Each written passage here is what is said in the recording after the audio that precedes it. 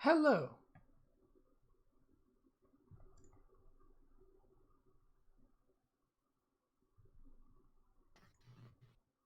Oh, No, hello. Can you hear hello. That me? might be choppy. Oh, you are a I can hear. robot. I knew I was going to be choppy. Hold on a second. All right. Am I choppy right now? No, no. You're good. Okay. Yeah, I'll hope to avoid it, but I don't know what to do honestly. That just happens to my whole computer system. I get choppy. Anyway, I guess. What's how up, are dude? you?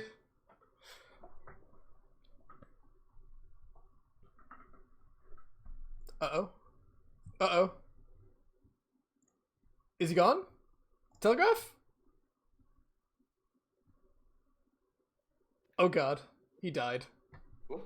I died? Oh, you're back. I didn't die. What? What is going on? Okay, you cut out there for a second.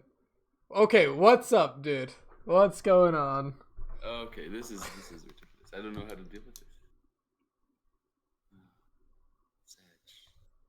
Sag. I'm Sag. doing well. I'm doing well.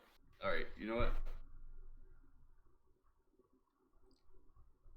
I don't know what. You know what? Okay, impose the OBS. OBS is causing the problems. It's using way too much like way too many computer resources. Sorry guys, ending stream.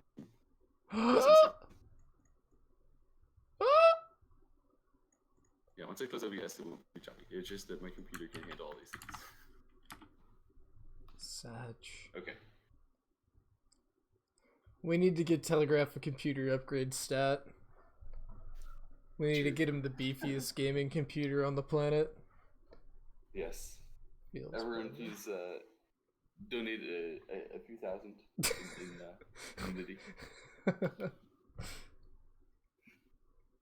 Okay. Alright, so you're good now? Anyway, it's fine. I'm good now. I won't lag anymore since I'm not using OBS and the browser at the same time and Discord calling. Yeah, I'll be fine.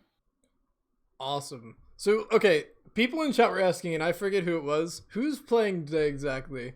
I know we have Gu Zihao, Right. but It's Gu Zihao and his most simple game of the last several months, which is against Lian Xiao. Lian Xiao, do you know of him? I do know of him, and I've seen a few of his games before. He's a top Chinese professor. Is he top 10? He is top 10. In the Top world? 10 in the world. Yeah, he's really good. I'll type his In name in fact, he chat. recently got bumped up to number 5 on Go rating, so he's a top 5 professional. Oh, shit. And I believe, if I'm not wrong, Gu Zihao is number 4. So we're watching number 4 versus number 5 today. And he should be number 1. I think it's just kind of a scam, honestly, at this point. It is totally a scam, honestly. Yeah, everyone knows it. So I don't know much about Lian Xiao's style. Do you know anything about Lian Xiao's style? No. I know nothing about his style. I know nothing about him. All I know is that he was once posted about by a flight attendant on a social media page just because he was very cute, and this social media flight attendant made a very widely known post because they were like, "Hang on a second, that's a widely known Go professional. You just posted about him randomly saying he's too handsome." This flight attendant basically like posted a picture on the equivalent of Instagram of just this random guy on the plane that she was gushing over. And God it was Lian Xiao. damn. It's just that goddamn handsome. The handsome Chad. Oh, shit. Okay. Handsome Chad. Number 5 in the world. And Gu Zihao, yeah, you know all about him, right? The Crab King. He is the Clamp the Emperor. Crab King. And I have to say, that doesn't say much about his handsomeness. The handsome god versus the Crab King.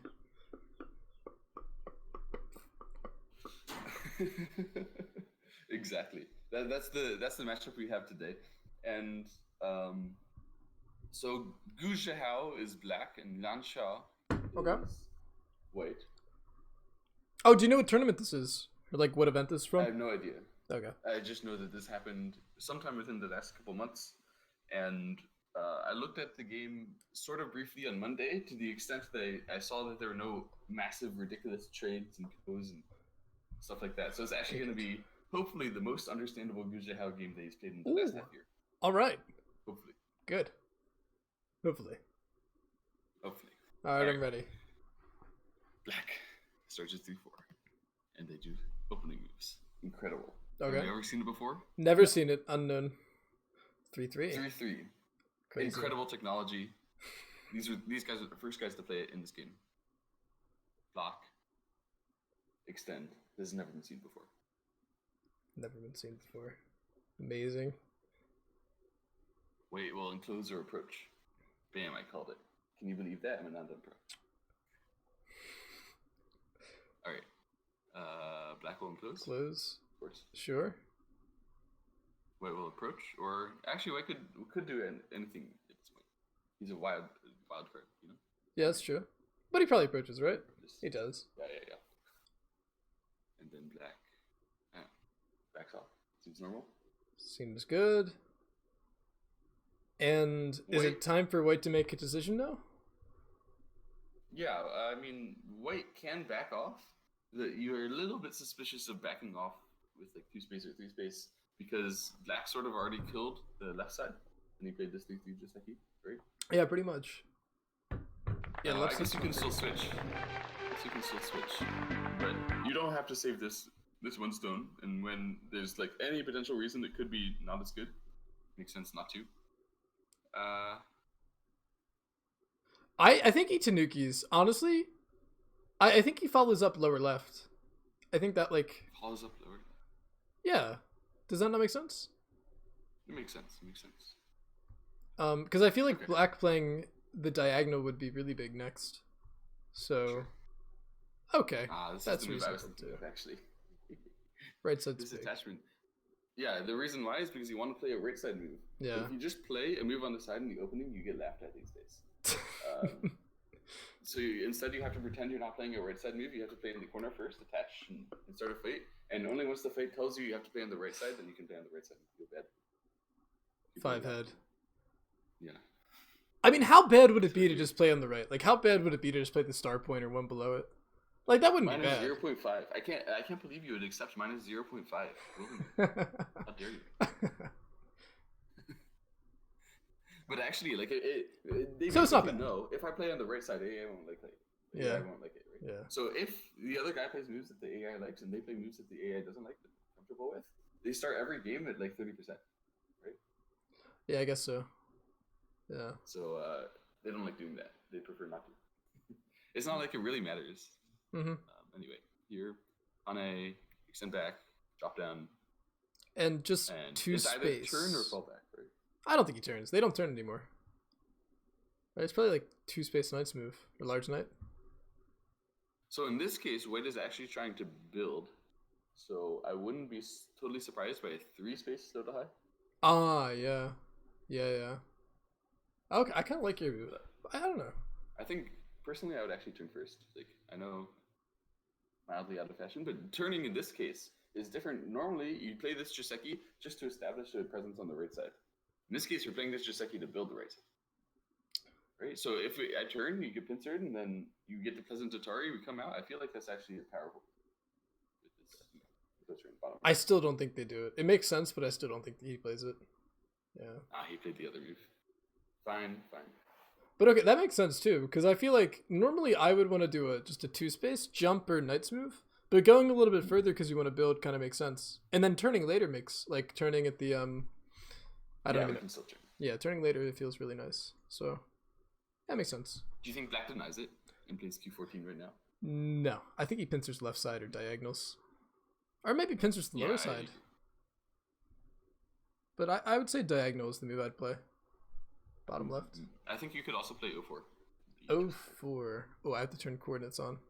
Sorry, chat. 04.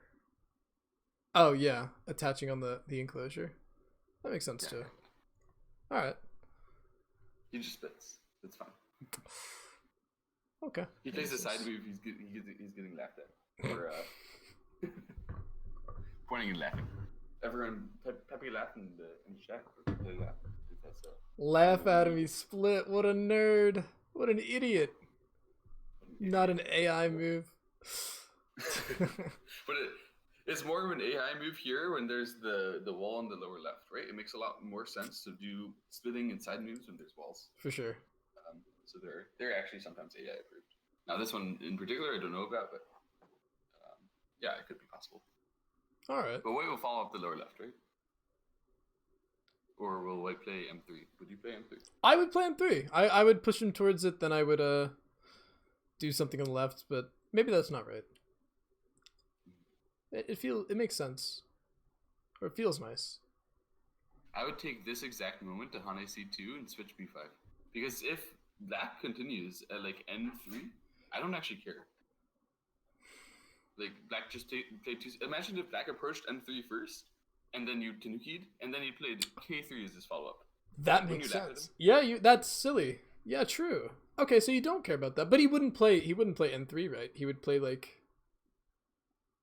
Yeah, I mean he would follow up with my plan, right? But my purpose is to justify that M3 seems dumb. That makes sense. That's interesting. Yeah.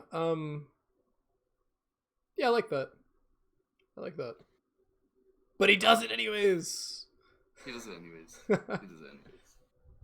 It feels nice, forehead. It feels nice. No, but one thing that you could argue against my plan and like allowing this N3 thing is that if black played N3, we would absolutely not have Tanuki. We would have considered we would have done something, right? So even following up with K3, although it's not optimal, it's still okay. So you can't really completely justify by Tori that this is bad. Right? That makes sense, yeah. I guess because we have a big Moyo. Pretty much all white has is Moyo right now.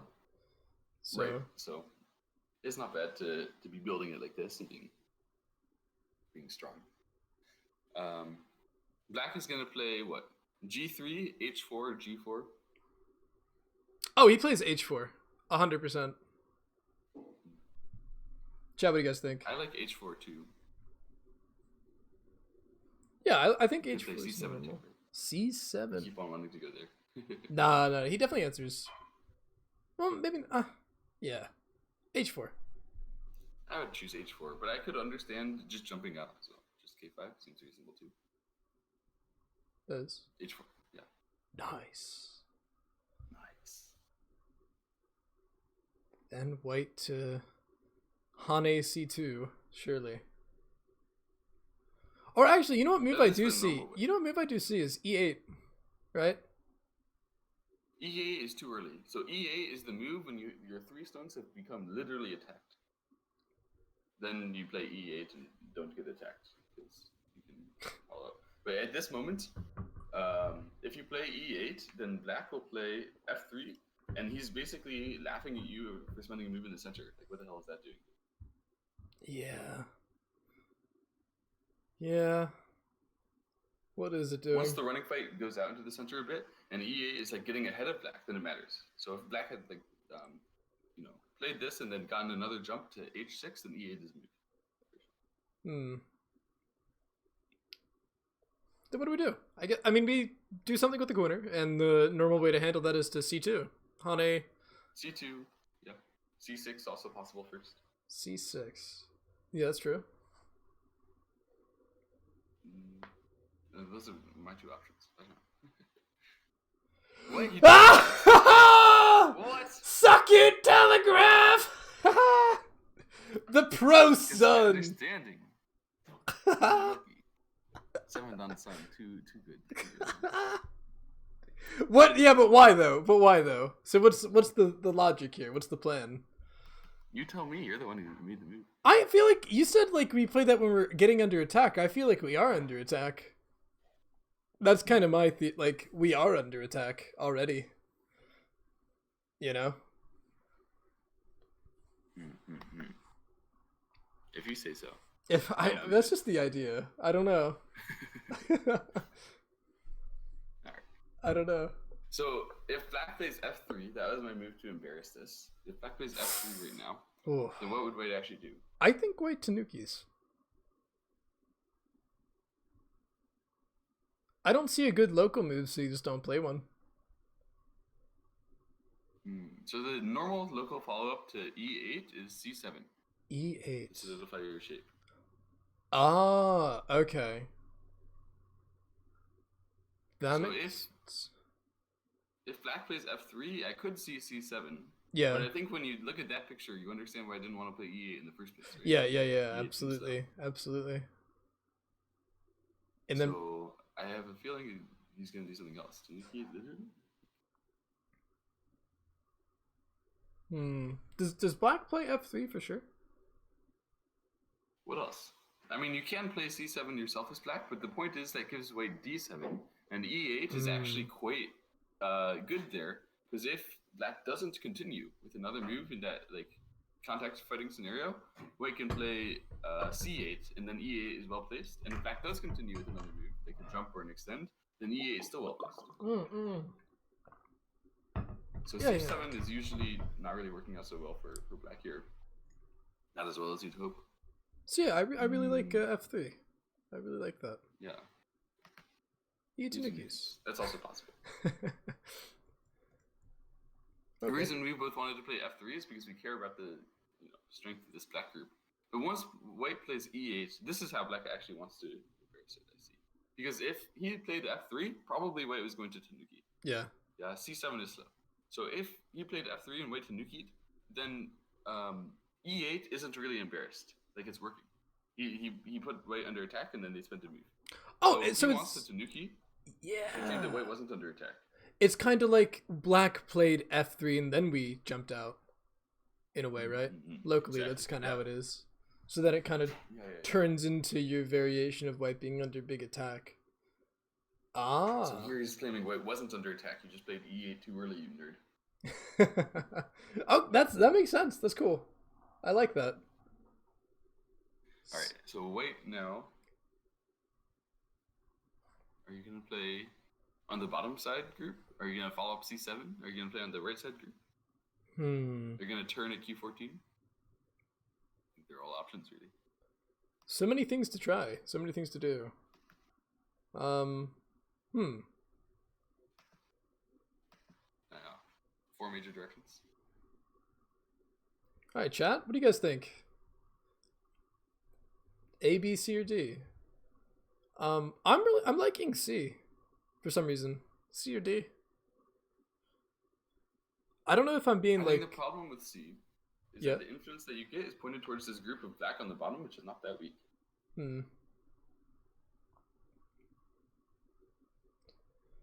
That is true.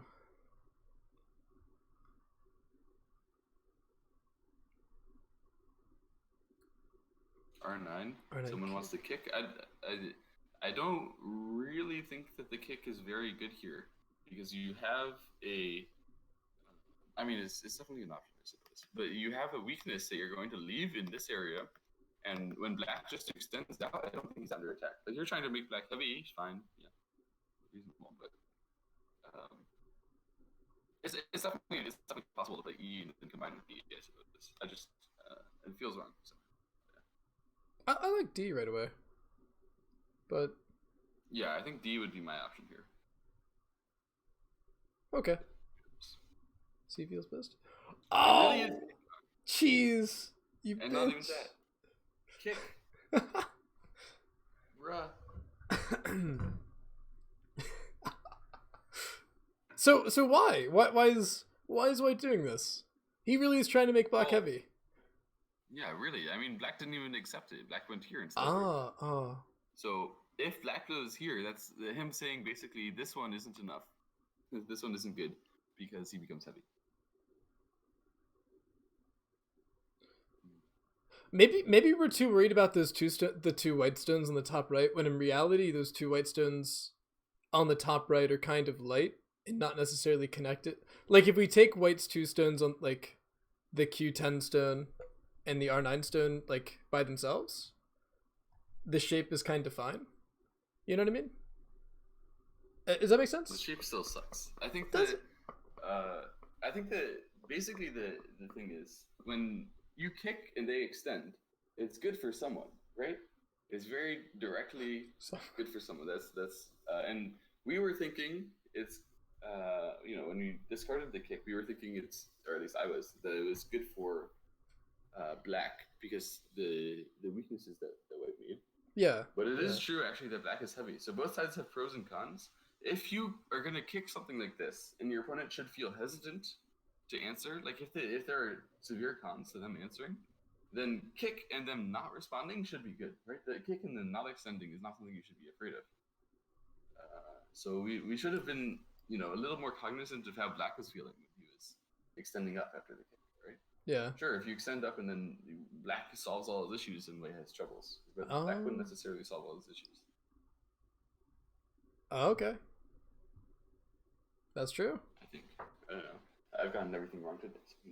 Feels bad, man.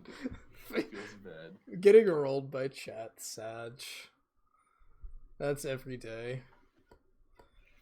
Alright, knight's move. Now what? Oh, we empty triangle cut. Let's go. Okay, maybe okay. Let's think about it. Okay. My first instinct is empty triangle cut. Okay. Right? Is that So, if you do the other cut with the ladder does work for white. That's I was just looking at that. It does.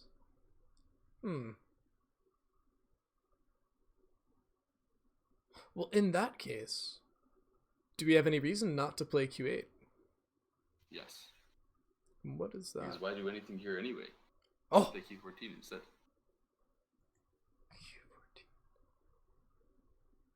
Q14.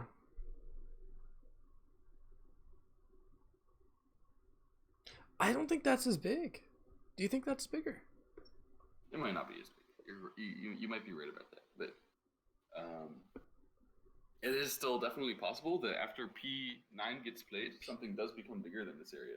That after this last move, the area is generally killed. That happens sometimes. I don't think it happened in this board position. So personally, I would be thinking about Q9. I'd be thinking about Q8. I would even be thinking about something to attack from the bottom side with the intention of making black connect and then be heavy again, right? Oh yeah. So I want to play like kind of P7 or even R7 maybe. I don't know how that's actually work. Well, I'll just say since the ladder's working, I think Q8's a pretty reasonable move. Sure. Let's play this. Yeah, I think Q8 is probably what I'd end up doing too. Oh, nice. Feels good. Now, black can try to break the ladder, right? I mean, white just left a ladder here, and if white spends another move at like Q9, that doesn't mean it was efficient. Like, it doesn't mean it was efficient. It still sort of sucks, right? So if black can make the ladder work for him, then white might end up feeling that they're a little busy. Yeah. Time to ladder break. Oh, yeah? Okay. So you want to break the ladder. I would say... I feel like if I'm breaking the ladder as black, that like... I see that Q9's not the big, like super big, insanely giant, but it still feels like... I would feel super hesitant not to cut right now. Interesting. Like I would cut and then I would cut then try to do something. So my theory for not cutting right now, if you cut and then he connects at R10 and then you make a ladder breaker and he fixes it like P8, right? Yeah. Then that shape compared to the shape where he just plays Q9 right now, which do you prefer?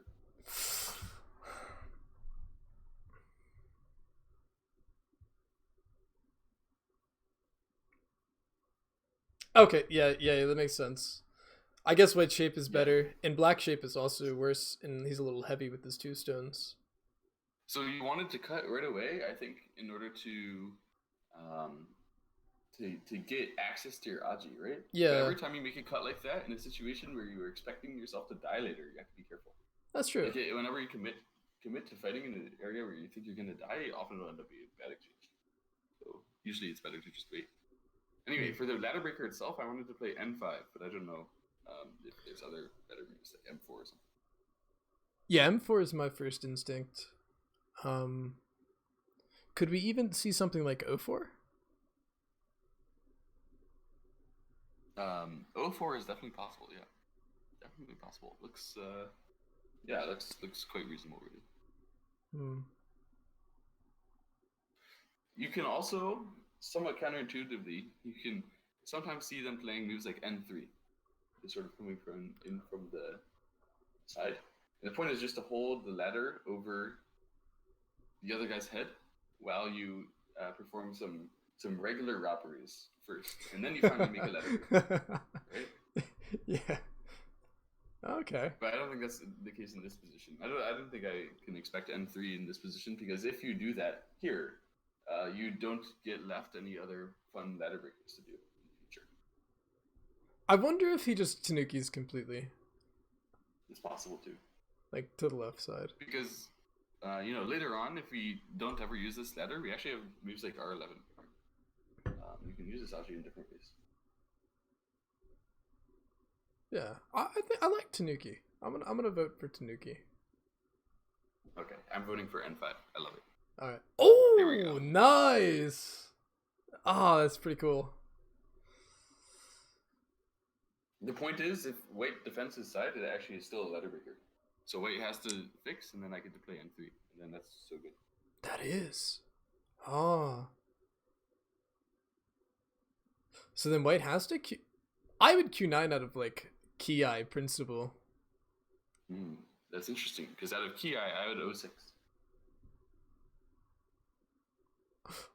Oh. That's, oh god, that feels better. Oh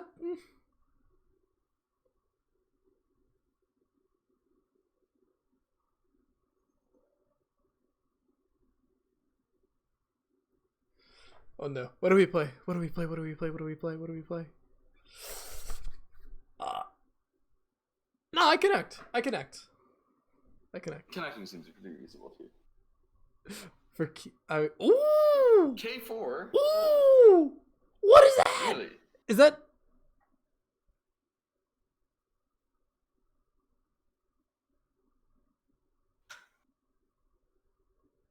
Allowing the ladder entirely.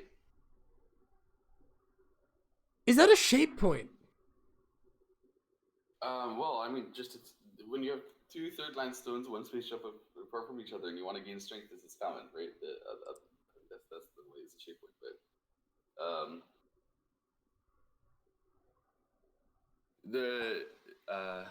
But the meaning seems to be that you're strengthening M3 and using this, black weak group as well.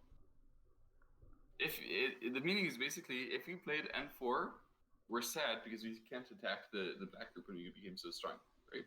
So instead, let's become strong in the direction of the weak area instead of the direction of your territory. Much better. Ah. Wow.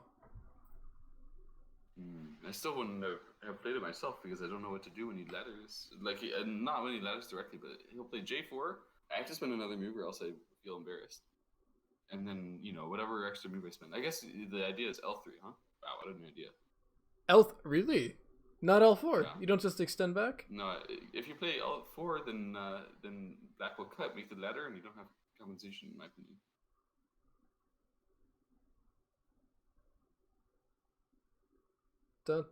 Yeah, I think it's going to be L3, and then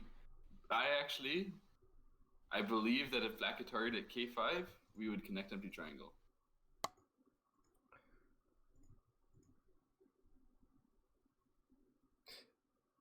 And then black ladders, and then what do we do? And then we would cut at J3. J3? Yeah.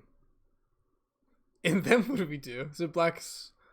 Is the idea to... Black has a ladder, but also black has a weak group in the bottom left. Yeah. Black doesn't have N3 anymore once I made that empty triangle at L4, because I could clamp at O3 and I have double tiger's mouth when I go on top. That's the point.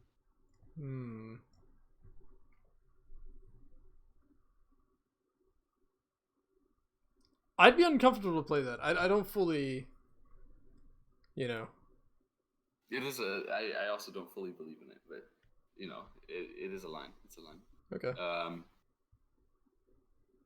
Now for black though, that we don't have to play J4 as black. It looks tempting, but we don't have to. You can also back off J3 sometimes. You can also Hane first at L4 and then back off J3. In this case, there's no ladder that works or anything like that.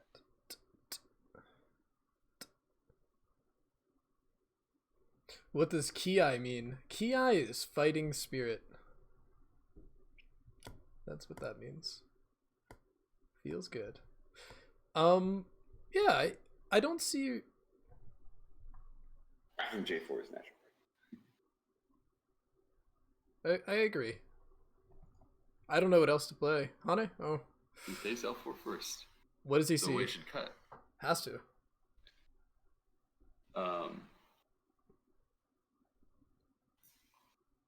Yeah, so let's reevaluate here. Yep. Is there any move I was missing other than, like, I thought you had to play J3 at this point, and then I didn't like the position that much.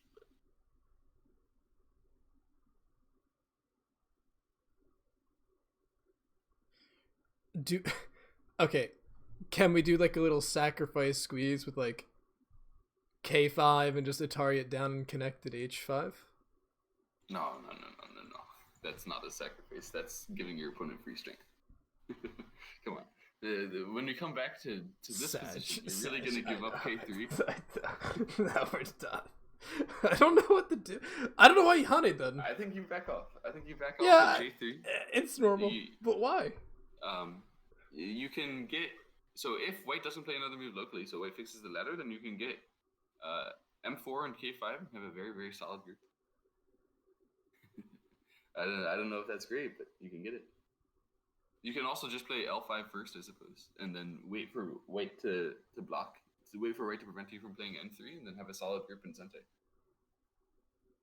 It's possible. I think J3 is the only move. Okay, you do this one first. He extends up. So I thought that this didn't work because white is going to play J3 himself and capture this one. So I thought it just straight didn't work.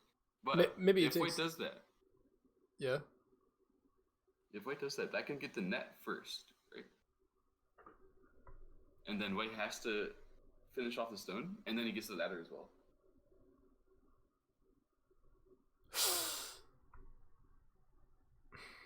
Gu Zihao, the devious panic. You recognize that K3 was actually sacrificable. Not in your silly way. But at this point, the devious panic. In a very nice way. In a nice way. Yeah. What ladder? I mean the ladder after Q9. After Q9, white wants to connect at R10 and then black can ladder that stone.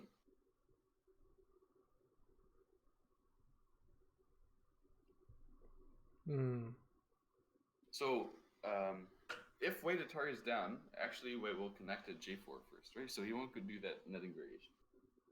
So if white Atari is down, then connects to J4. Probably black doesn't have enough Aji with his two stones.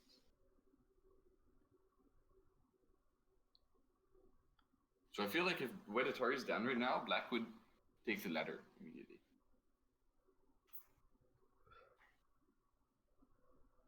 I think white Q9, honestly. Wait, Q9 now? Yeah. Am I crazy? I'm trying to read out whether black can capture this one stone in a nice way.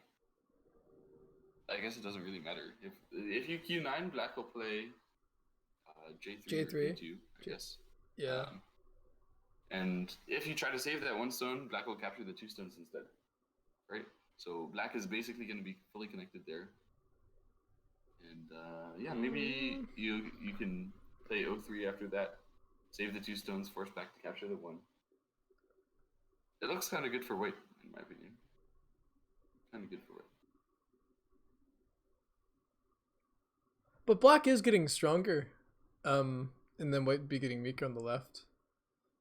But I think I like the territory that white's getting. For sure.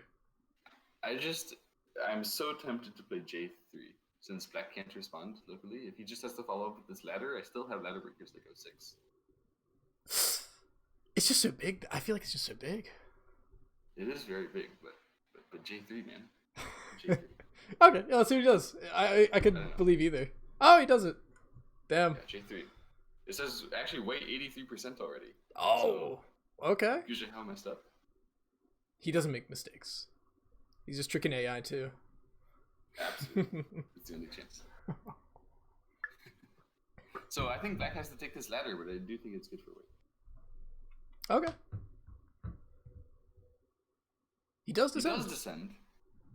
But then white is going to connect to J4. And then he wants to play at, what, N3? And white can descend and kill the stone. Or maybe Hane first. Hane hurts your corner. I don't know what he'd do. Oh, connect, surely. Yeah, connect, of course. Black was planning J2. J2. I get it. Gu Zihao, the devious thing.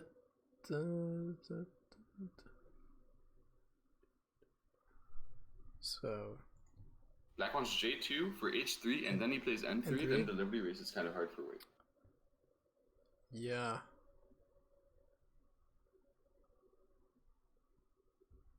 Because he can still push it like H2 if he really needs to. In that position. Get more liberty. So the move has to be J2 first, I think. Mm-hmm. Yeah. And then, wait, H3 is forced? Yeah. As far as I can see. So this fight we didn't see at all. We didn't read this at all. And then does he make another exchange or N3 right away? He doesn't want to make it, but if he has to. I think you would, let's see. So if N3, then white will probably Hane first at N2 because he kind of needs all this stuff. Natural. In this fight, right? So Hane first N2, then you play O3, and then if white plays H2 immediately there, did black just die? Be sad.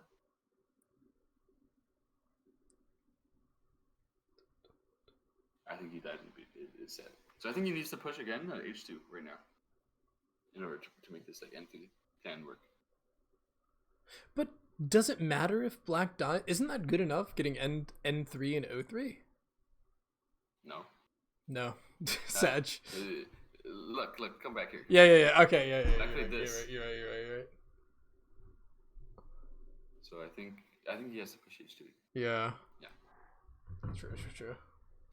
And if white Hane's at G2 right now, he has too many problems to get that done, probably because it doesn't work because the two the four stones have two liberties in the end there anyway. I can't say it doesn't work actually. G2 really?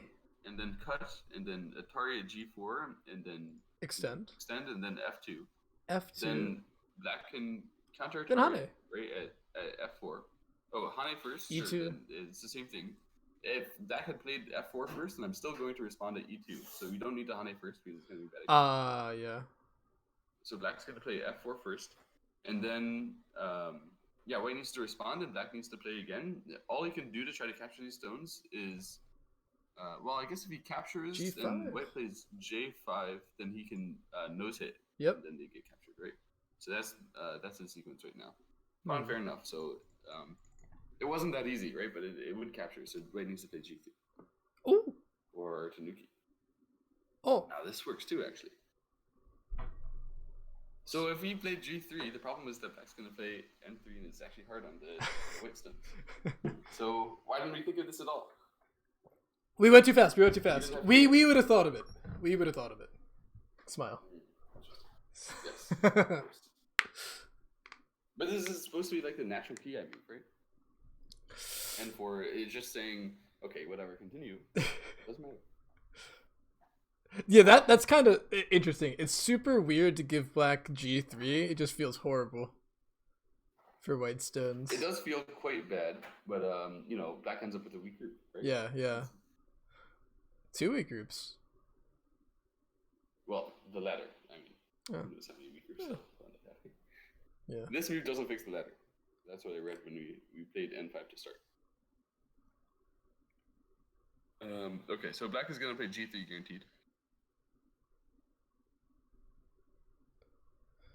And white is gonna play what? I K6. I would Atari then K6. Is it bad to Atari first? Bad Why? exchange? Why? Hmm. You're asking these questions. It feels good. Atari jump. Hmm. I guess we're just fixing a cutting point for him. So normally you Atari first in this kind of shape, so that black can't do the several Ataris over. So if you jump K6 first, then black can push, cut, and sacrifice that one stone. Yeah. Right? And for outside influence. But here, I don't know about that. Nah, yeah. I think we just jump then. I like that. Also, we Just sometimes imagine. the Atari and jump will fix bamboo break shape, right? So if we jump first and he breaks the bamboo, are we okay with that? I think it's okay, right? Connect. Yeah. I don't think.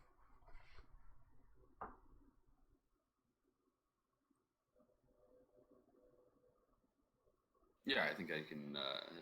I think I can live with jumping first. Yeah. That's cool. I'm back to play. Ooh. Well.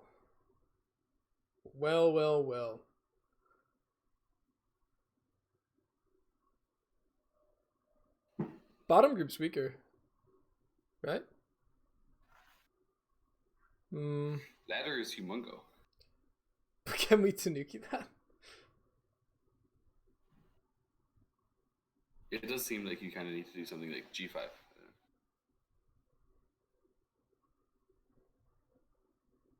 Can we Tanuki that?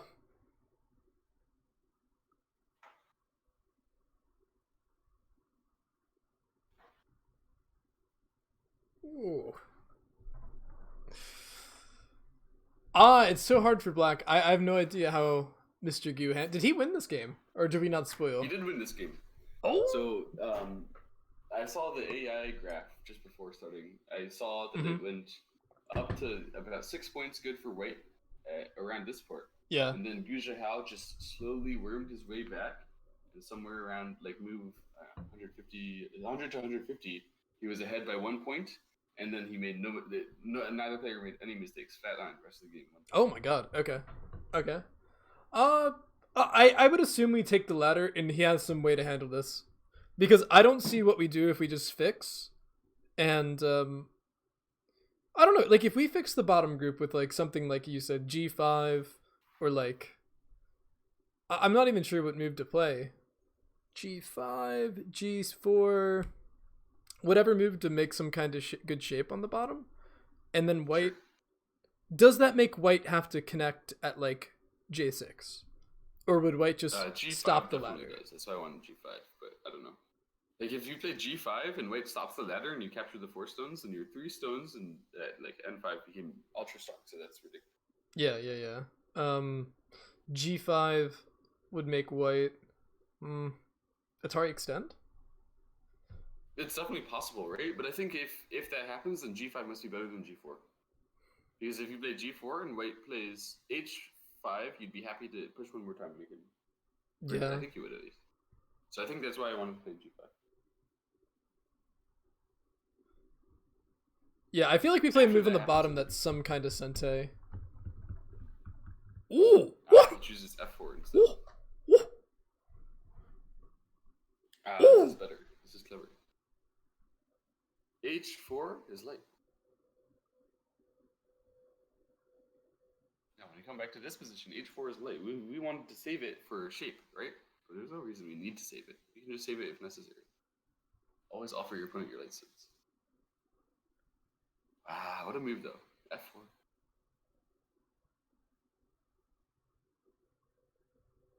Damn. Ooh. Now that's a pro move, man. That's a good one. Always offer your opponent what? Your light stones? Yeah, your light stones. That's right. Oh, wow. I like how it's just a shape move, right? It's white shape point, and it feels like you have the really nice follow up for black of. Actually, There's no direct follow-up for black. However, if black plays f6 and white doesn't respond on the left side, That's or if black plays e6, like there's so many cente, right? So white is going to fix in the center. It's too much option. If white doesn't fix in the center, he's an ultra chad, even more than we thought. oh, he has to fix surely. Yeah. Da. Then f4 is doing better than g5 probably. But after he just fixes in the center, this move is better shape. Yeah. Now his fix in the center doesn't need to be j6 anymore either, though. He could play h5. He could Atari, and then black is going to make up, right?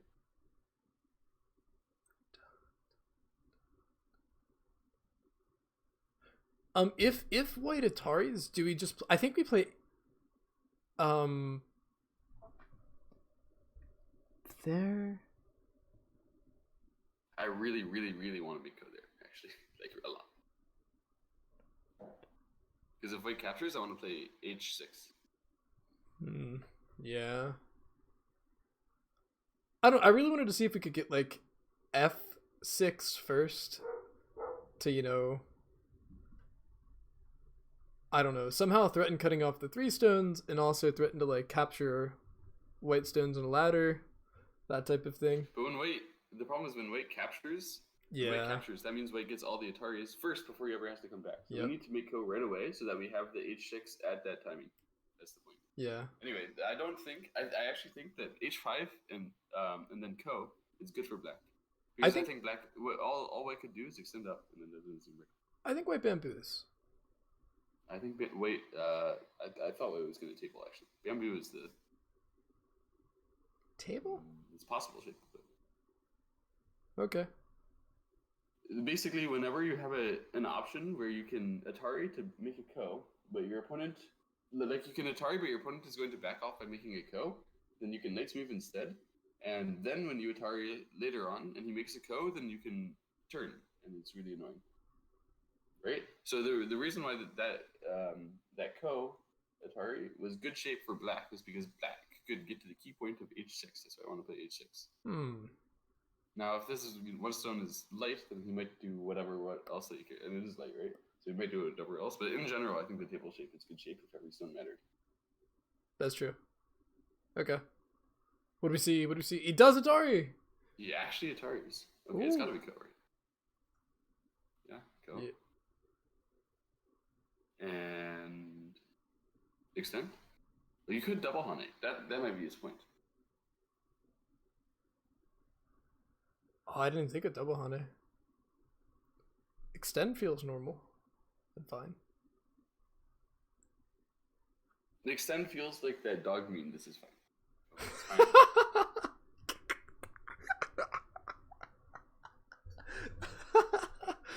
this is fine. Smile.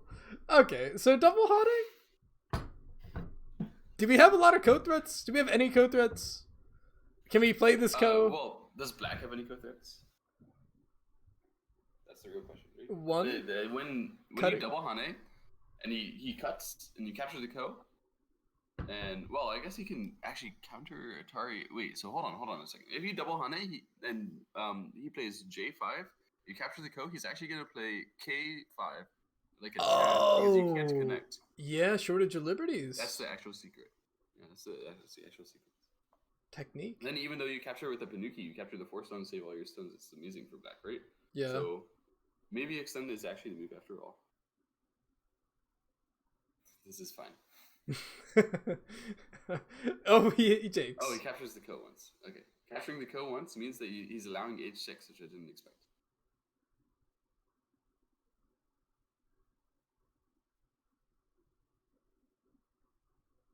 I thought h6 was good here.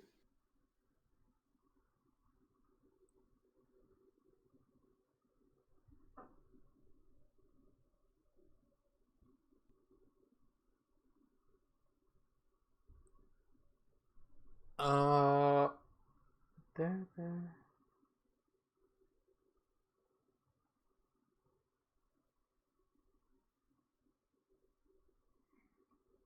Well, if black h6, then white j6. And then I capture the Ko. Now I threaten to win it with Sente and a Panuki. So I think you'd have to back off. Mm. And then that doesn't seem right.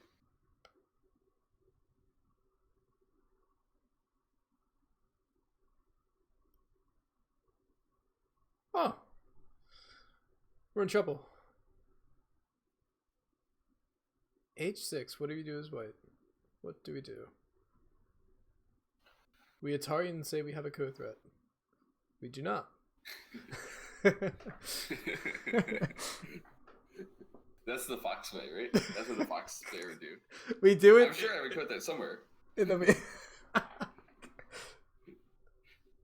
Oh man, yeah, I don't know. I kind of like you. I don't have a response against it, to be honest. So let's see what black does. White's response, actually, I think if you play H6, White's only response that I have any worry about is J5. White's gonna play J5. Huh. Then the point is, I still have a ko, but it doesn't mean anything so big anymore. And you can only connect one of the sides, right? You have so many cutting points. You can only like double Tiger's Mouth somewhere. So you can double Tiger's Mouth on the bottom, or maybe just F3 on the bottom. And I can still cut that in ko. That feels so weird to me. That's a move I would never think of. It feels horrible, but maybe it just straight up works. It's actually pretty common in this kind of ko shape where you're scared of double Panuki. Yeah. And the only way to finally fight the ko is grit your teeth and connect it. Anyway, I think H6 has to be good if White will play J5, right? That's a good exchange. Oh, nice. And J5? This one instead, K5. So this is similar. This is similar, but not leaving a diagonal shape running out. It's just like directly cutting, coming out and putting more liberty pressure on the two stones. The downside is that when black captures, it's still threatening to make like two Panukis. It's just that second Panuki doesn't matter much when White has this kind of shape, right? Yeah. This makes sense, actually. This makes better sense than J5. But still, it's the same idea, which is pretty cool. Yeah, same idea. Yeah. That's kind of sick. Black obviously captures, right? There's no way you do anything but capture the ko. Yeah. Now it's a typical position for White. White could actually fight the ko. White's ko threat is G2. G2. There.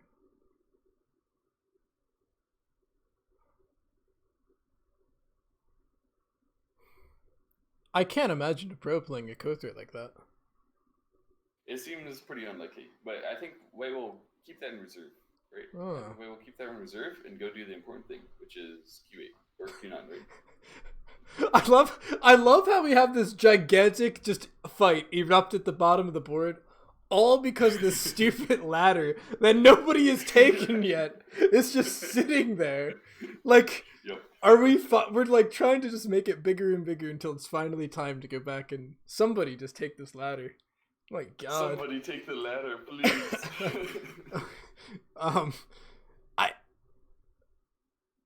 Okay, but actually I think Q9 is not the biggest now that I think about it. Because the problem is, if you play Q9 and black will clearly play J5, you missed out on an opportunity to play a ko threat.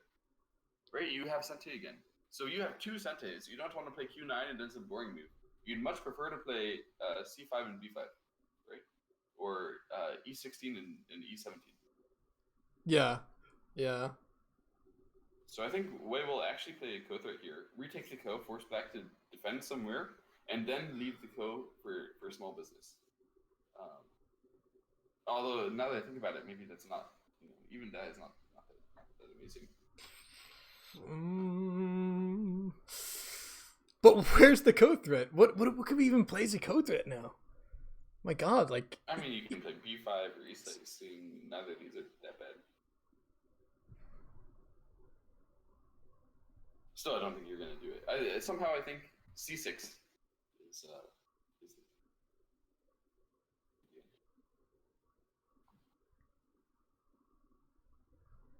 Oh, let's see. I'm curious. I have no idea. Turn. Oh, I should have. I was thinking of it. That does it feels so nice. Oh, I see. So the point is, black really wants to capture the Panuki. After which, this is actually big because you could get attacked. Yeah. Okay. Yeah, And black's this not is a gonna very big turn. black's not gonna end the ko, right? The ko's still gonna be there. It is. Maybe he wouldn't end the ko. I mean, it is kind of scary to me that at any moment White could pull out this gun of G2 or capturing the ko first. Like White couldn't capture the ko on this exact move, Mm-hmm. but next move he might. Like if you capture the ko, there's several cutting points for black to pay attention. I really feel like black's move is gonna be something big dick like E10, and just attacking this whole entire white group on the left. Maybe not that move exact. Incorrect. But so, but like, okay, maybe cutting. I don't know. I want to attack this white group on the left. All of a sudden. That you want to attack. Yeah. That's why I wanted to, prevent this co stuff from happening. If he can cut and stuff, then I don't get to attack that anymore. Yeah. But also now. Maybe like F6. F6. Yeah, that I could imagine that. That is a move. C7. He gives away C7 is too easy. But then black plays B7 and that's Sente. Well, I mean, I imagine white would extend or something, right? And then you can go back and cut it Q9, and we keep playing the game. Fine. Something like that. I still feel it's like too easy for white. I would rather play on C7 first myself, and then defend in a way that's annoying to Dashi. Like you can play C7 sometimes, and then play D8. That's the chat way to play. Ooh. So like C7, D7, D8. Yeah. Yeah, that's kind of cool. That's kind of cool. Okay, let's see what they do. Yeah. He just captures the ko. Yeah, Forehead. Finishing the ko. Fuck. Damn. Okay. Double Panukis are good. Have you heard? And now we're strong, and we don't have the algae of that ko anymore. Reasonable. A little too reasonable, Gu Zihao. Come on, man. Yeah. Okay, so white wants to play C7 and wants to play Q9, which is bigger. We're too weak. We have to play C7. We're weak. Come on. Surely we protect our weak group. Are you that weak? Yeah, he has two Panukis, dude. Yeah, but if black attacks you with C7, then you're clearly going to be out. No problem. Hey, little move called If black attacks you... E10, baby. If black attacks you from that direction, you're going to play C7, and I don't... Or you're in C7 or C6, I find it very unbelievable that you're going to get... Yeah. Okay. So, okay, yeah. I still want to defend it, but I see exactly where you're coming from. I don't know. It's possible. I think I think C7 is respectable and Q9 is respectable, and I think it's hard to choose. That is super fair. I agree. I would play Q9. Oh, wait. Was that mine? Feels good. Oh. Yeah, that's yours. Well done. Pog. And do we push? So you can push, and then usually white plays C8. Yeah. But you can also do like push clamps later, C6 push clamp. Yeah. Sometimes. I don't know about this position. You have a double Panuki, which helps, right?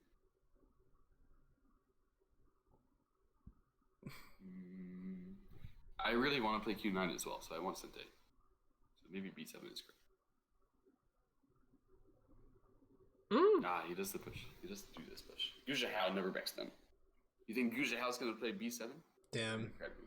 Sag. He sees a chance to clamp. Oh! Cuts. Wait a second. Really?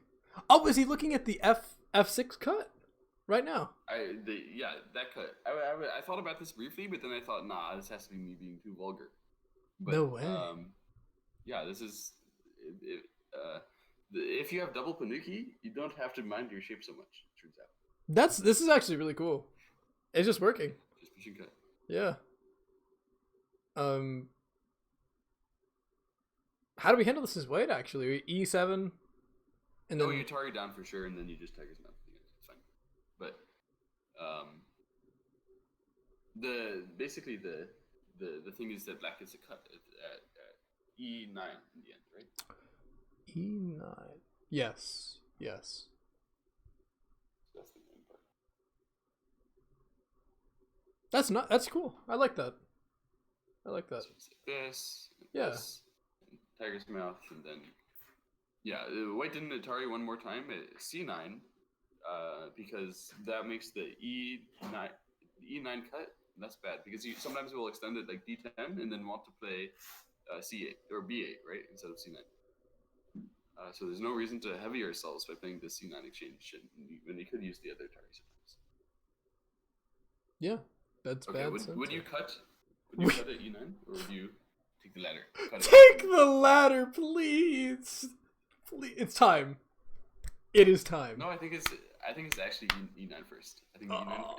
If you take the ladder now, what's white gonna do? Obviously, like c9 and then knights move in the center. Yeah. Right.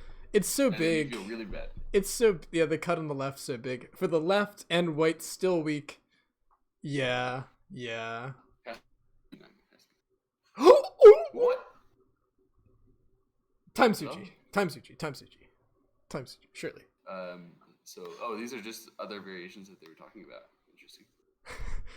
Time CG.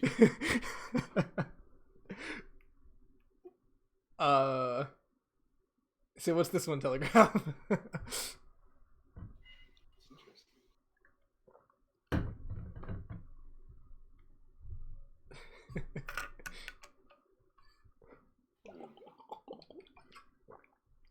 He's saying if white plays q9 and he plays r3, that's good. Which is passable. I mean, it could be real. And if white plays like r3, then you should do this. But if white plays like if white plays like s3, I guess you should also do this. Maybe, okay, if white plays s5, that's the one critical line that you have to find something.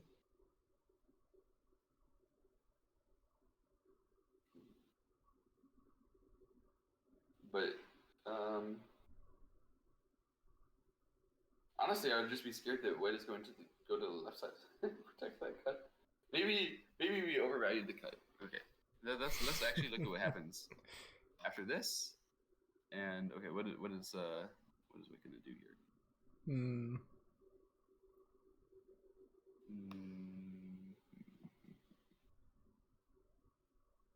I think it would be this one first. Yeah, I agree. Then black extends, maybe. This way you mean? I honestly was thinking e10, but maybe that's better. I think this way's better. Yeah, because it pokes the thing. Yeah. Then this one. Is black getting weak if white plays f2 at some point? That's what I want to say, but black probably won't believe me. Just do like this. We probably don't want to say this, right? So just play 5 and then say, do it, I dare you. Right? And the white has to play something like this. I don't think this is actually real. What about 8 at f3? 5 at. I still will Tanuki. Still, yeah, still alive.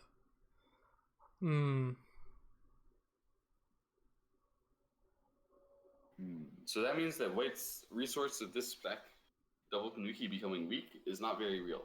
Surprise, surprise.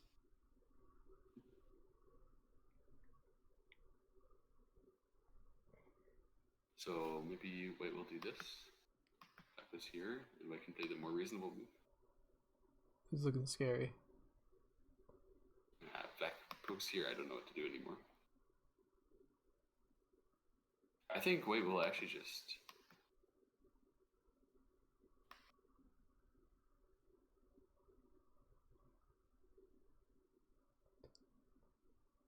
So I'm denying black from playing this very annoying f9 move, and then I'm taking the big place.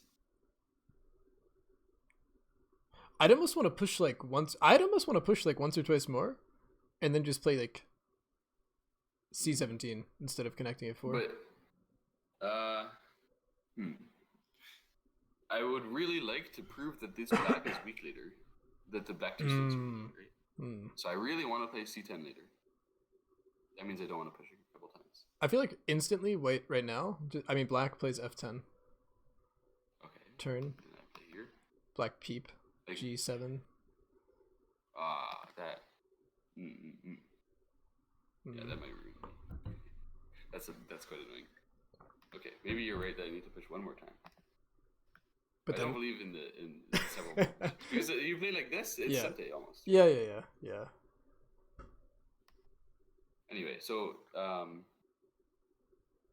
right. Well, what our conclusion is there? What's our conclusion? Our conclusion is that if black cuts, he gets that weak group that white is actually going to use. Right?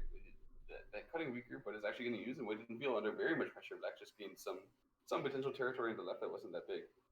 So black chooses not to cut at this exact moment. If black were to take the ladder directly,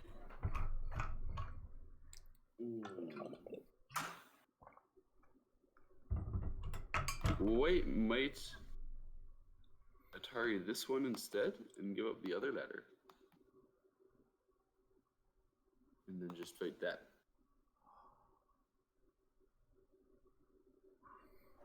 Would he?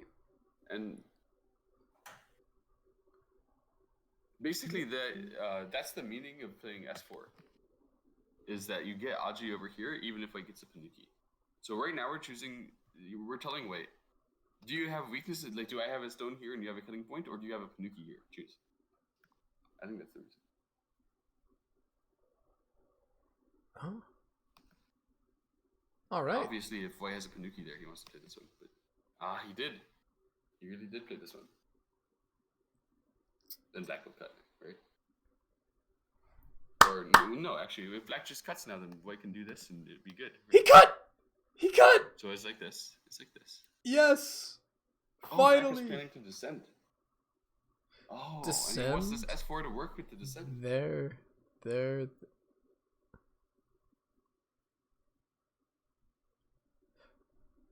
Oh, and still try to make this ladder exist. There. He's aiming at so many different things, right? This is confusing. This is straight up confusing. Okay. So S4 for R3 is an exchange that is good for the fight when you descend. Yes. It was not good for the fight when you didn't fight here. Like if you play S4 for R3, you solidified white shape unless you're going to make S4 work. Yeah, so that's what he's aiming for here. Actually, probably when he played S4, he was thinking he's behind. Since I saw AI said he was behind earlier. When you play a move like S4, you can start fights and you can make this work or not work, and it's very, very volatile, right? It's difficult to keep under control for white. So he chose to play R3 and then go for the fight and prove that black was bullshitting, right? And here, descend. Here. Now. If white plays S7, it's cowardly. Black is just going to play the... let's show the variation. This Atari, these two Ataris, ladder, and it's good for black. Yes. This 3 stone in particular hurts, right? Whenever you see this 3, you're like, ugh, right? Yeah. So white will not block at S7. That's the coward's wrap. White, I'm looking at S9. The choices of S9 or Q10 or R10. I mean, so these two choices are pretty much white's only options.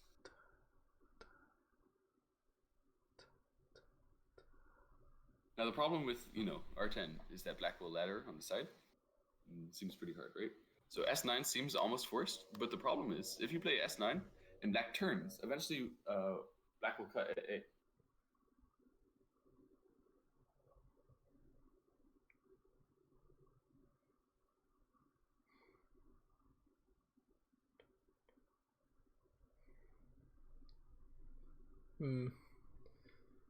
I wonder if white's already gonna say gonna let black live on the right, small. Like if white's already planning that. Because it feels hard that to would let be a nice option. to let black either not live or like break through. Make black live small and get thickness to Tanuki. Thickness then Tanuki. Yeah. It's totally an option. I feel like if you connect at R10 and black does this thing where he targets in the center and then makes a ladder.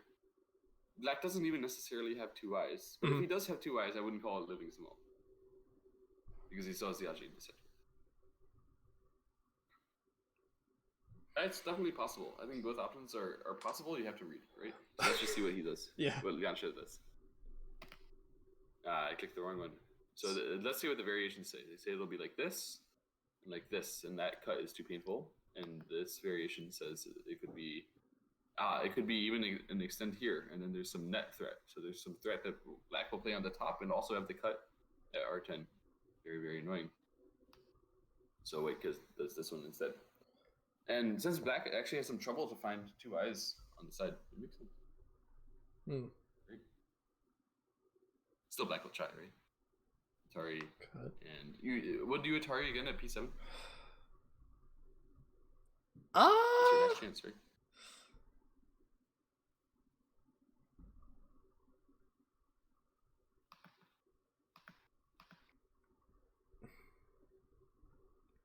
Okay, call me crazy, but I need to read this, but I'm looking at 08. Am I crazy? 08. So 08, and then you're going to extend. You want to threaten the ladder, but white will play 09 first to break. No, that doesn't break the ladder. Oh, it's possible. It's just reading. Honestly, this part's just reading. This part's just reading, yes. Yeah. So I think though I wouldn't be surprised to see A here, because after B, white will play A. It's okay. But I guess you could probably still do. That's my final decision. B. There we go. Oh, okay. And white will Atari on top, of course. Right? So annoying every time they do that, right? There's Atari where you have to decide to connect or capture. Oh. I mean, capture it. Or maybe we have to. We can't. I think you should probably capture because you can't do it the other way. It looks kind of dead if we just connect.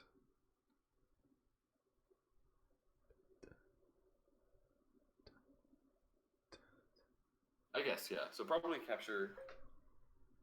Probably. I think if you capture, white is just going to extend at P6. And then let you play S5 and then continue. That sort of looks good for black, honestly. Let's do S7. Yeah. Yeah. And so I think white will extend at P6. White could play S5 though. S5 is the more, fighting way. I think S5 might be actually objectively better than P6 now that I think about it. Because what is black can do in the center? You have to do something in the center, and it's hard. He does. Okay. This is the chill way. The chill. Just playing the game. Playing some Go. Just playing some Go. Just trading. Getting ahead and pushing battles. Yeah. So we did let black live on the right. So we did. Yeah, so he did. The two squares. Which one? Two squares.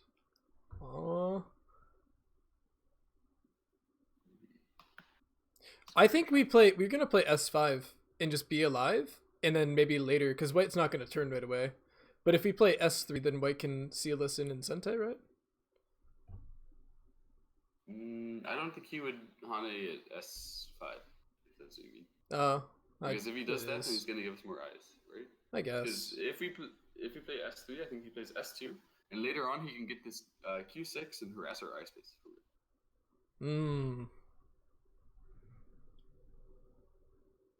Okay. Sure. That doesn't mean I think S3 is necessarily better. I'm just confused. S5 is definitely more natural. Yeah, I would S5. But maybe that's just because I would like it to not be as confusing, and it's just simpler.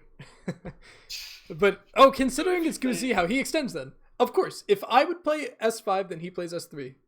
Therefore, Gu Zihao, he plays S3. Yes. There it is. Easy clap. What? Just the opposite of what I would do. Exactly. All right, so white will Hane S2 maybe. That's what I thought. Yeah. Hane, and then black has the choice of R5 or S5 now, which is actually a choice. It's actually difficult. I think I would choose S5 in the end because I really want T2 endgame. Really, really, really want it. Okay, S5 I think. Nice. Okay.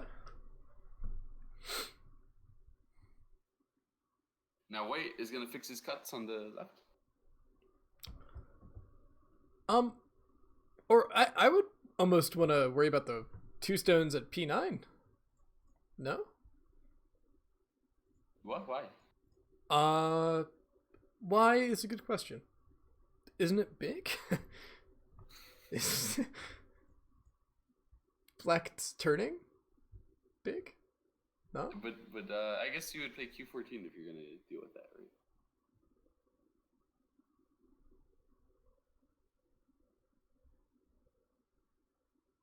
You don't care about the 2 zones. What you care about is what's upper right side. Yeah. I believe you.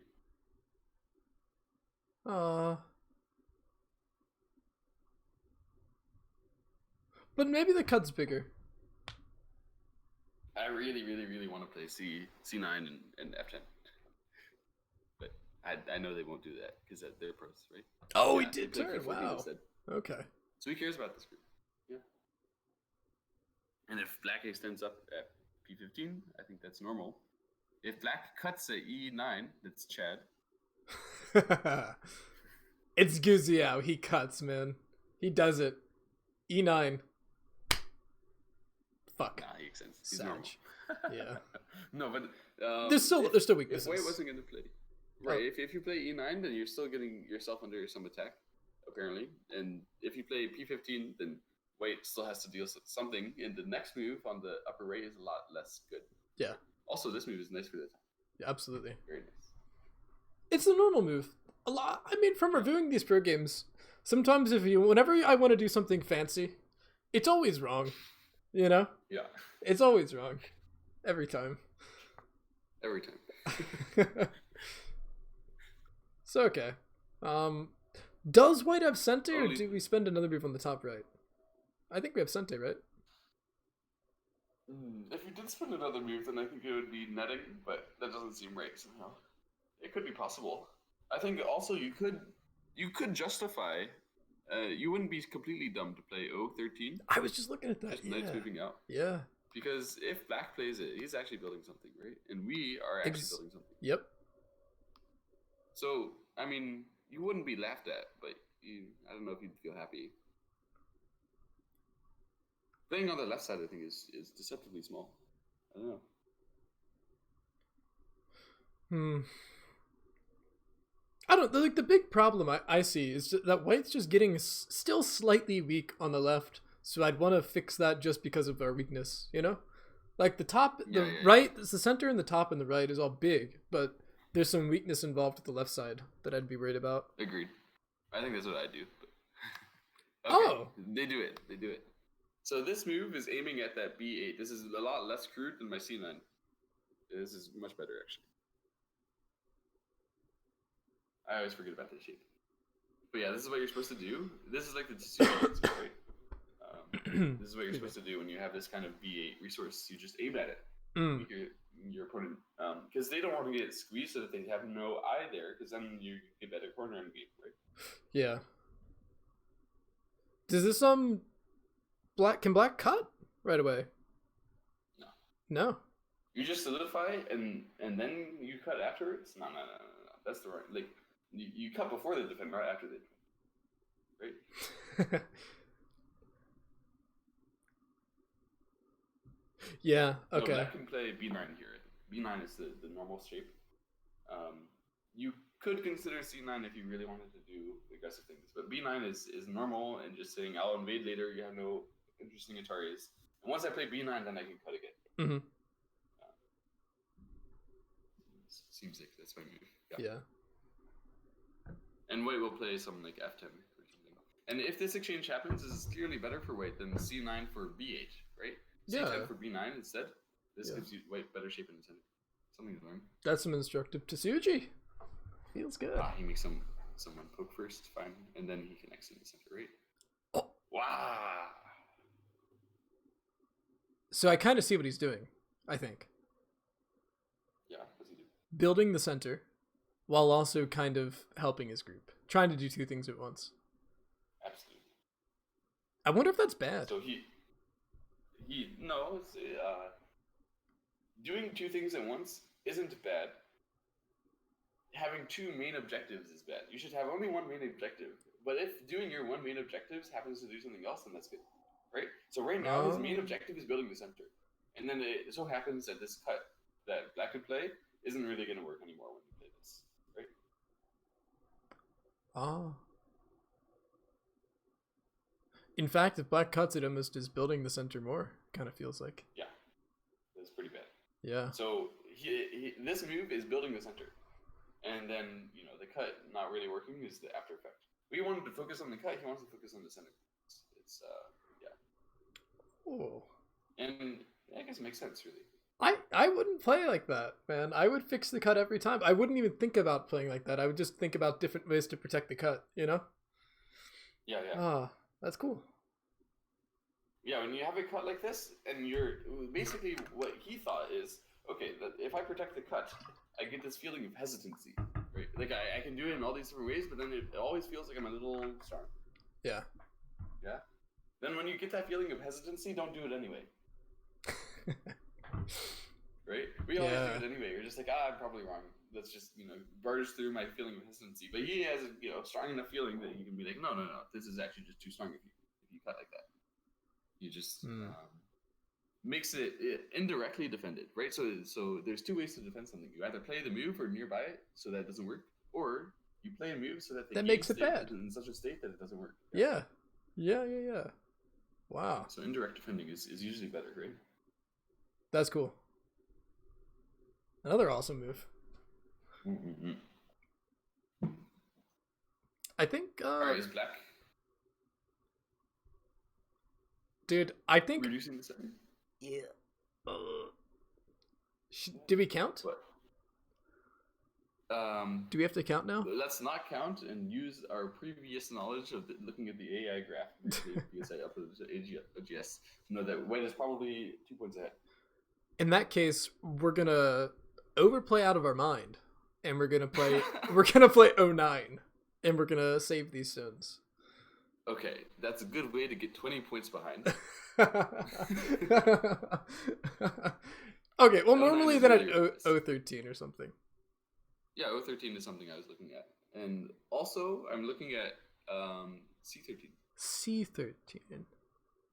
Yeah, I want to attack this upper left white stone, and I want to also indirectly attack that cutting move. Ah. Slowly gain strength, and eventually, don't mind me, eventually I cut and kill your sons. Mm. I like that. Okay. I'm sure. So 013 is also reasonable, and to be honest, I could even see something random like M12 being not bad. What the fuck is that, bro? What is that? The point is, I want to pull out my stones at like 09, but not be on terrible defense. Ah. So like make him commit to capturing them. If you play the move like 013, what I don't really like is that white can still go to the area which he actually cares about. Okay. Anyway, what does Black do? He plays this move. This is also possible, just breaking and aiming at the cut. I was sort of casually looking at this one, and I thought it was going to get cut, but I just totally forgot about attaching. This is just a normal shape break. You're running out. So this is just kind of cutting white off and aiming at the cut, pretty much. I mean, if white spent one more move at G8, then, or maybe G7, then Black kind of has to worry about his bottom group. Not that he has to worry about it, but white can get things like F3, saving his stone and Sente, things like that. And so he's making sure that he doesn't have to pay for his bottom side group, and the move itself is not small. Yeah. Okay. So wait, Hane's over top, right? obviously, and black. I mean, he's a 9-down pro. He's Gu Zihao. He could do something random, but he probably extends. Crosscut like a Chad. Crosscut would be Chad, and probably wrong. Yeah, maybe. I mean, extend, right? Yeah. Come on. Percentage is even game again, though. Now we're at like a 1 point all of a sudden. Yeah, close game. Is White going to cover at G9? I would expect so. Feels I normal. think Black has a plan. I think that plan is cutting at J9 to start, and then honeying at F9. Here. Something like that. I feel like if he plays J9, then we play F9 as White. Maybe if White covers at G9, then it wouldn't be the cut right away, but I think cut is coming soon at that point. So I wonder if White connects then, if White just J9s. But then we have cut. Nah, it feels so weird. I feel like you have to cover, man. Even if the cuts happen, you just fight. Like. No, fair enough. Oh no. Do this instead. No, you don't. So that's the the better move. The better move. Smile. The move we didn't see. Sag. Every cut is covered, right? Like I think you and I both just intuitively started looking at all the cuts, being like, no way, and then we see everything working for Way, and we're like, set. Yeah. That's what went through my head when I saw this. But yeah, this makes sense. We got a slight feeling of hesitancy. Should we really block? And then rather than just ignoring it and barging through anyway. That's what I just did that. No, I'm like, oh, it's probably wrong. We just deal with the cut somehow. No, that's exactly what I did. Okay. Yeah. F10. Oh, that's nice. It's much better, yeah. Just find a way to fix it. Find a better way. Actually, I feel like this position is now settled locally. I don't think Black will do anything locally. I think Black will do anything. I guess the cut at J9 is a resource for later. Yeah. Okay. Well. It was Way is Lian Xiao. Lian Xiao, non professional number 5 in the world, probably. Not a world champion yet, though. National champion, right? Yeah. I think I've seen him with the gray crown on Fox. Yeah. But the gray crown is noobs. Anyone can get that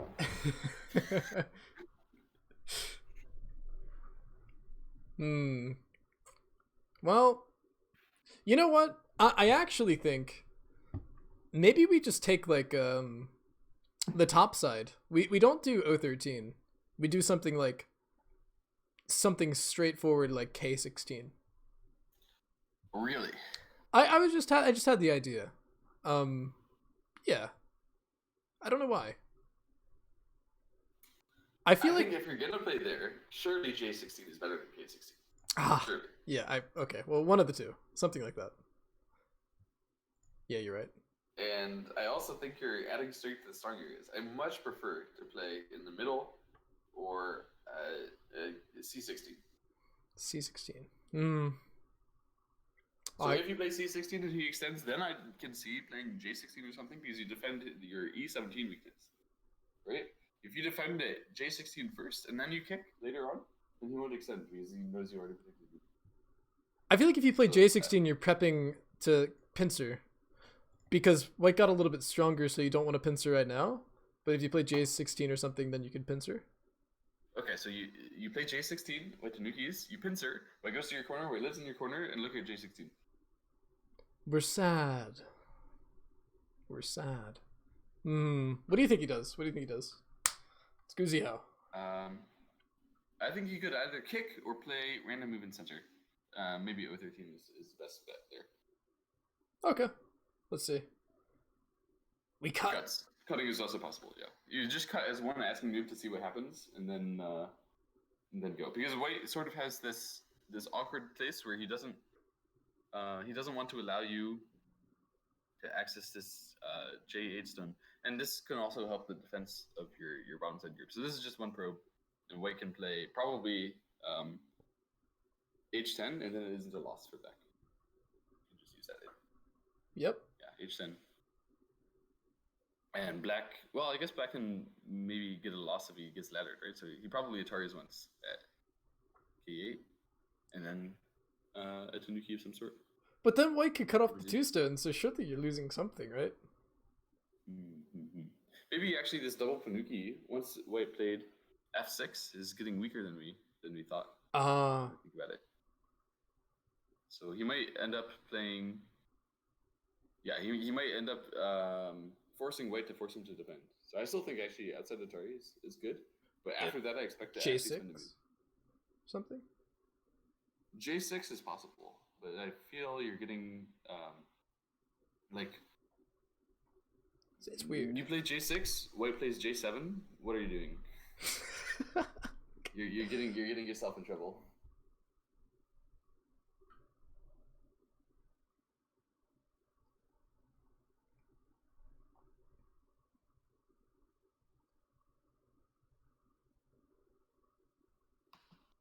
Let's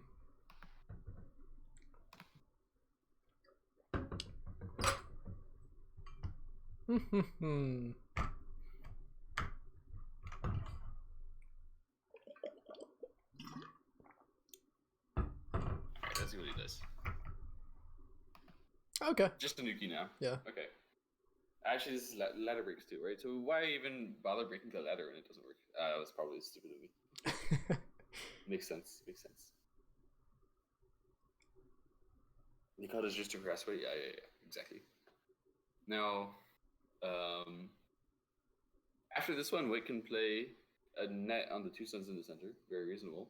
But white can also just try to Tanuki and say, whatever, these, my stones on the right aren't that bad. He can also just, knights move in the center himself. Go for big. I'm so hesitant to Tanuki. This is so big for black.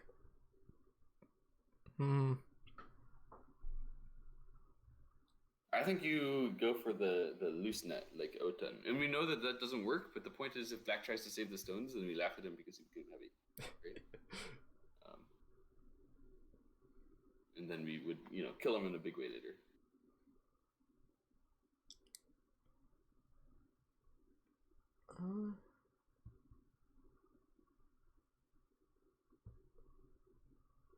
I'm thinking it's like slightly annoying to have the P11 peep.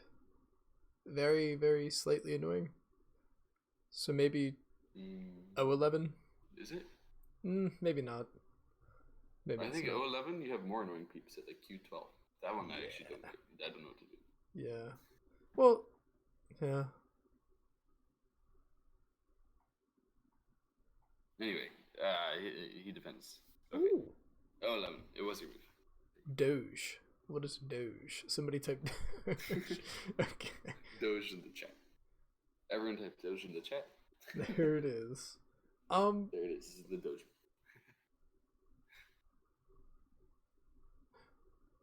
Okay, so black got that exchange. Now we can go back to C16, or even when you've already built like that, then you can play moves like D14.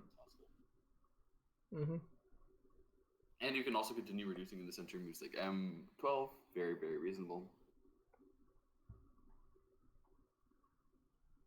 But I think white would just not care, right? White we answered this once because he needs to kill the 2 stones, and then after you play M12, white will just laugh and go to H17. Absolutely. Make you feel bad. Yeah. So I think it's got to be something with the upper left corner. Ooh. Oh. Okay, attach is a different story.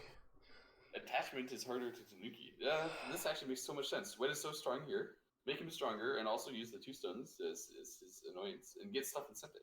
Oof. Not necessarily incentive, but get stuff with momentum. Yeah, white really doesn't want to answer anything, but he kind of has to. Yeah, he's got a Hane.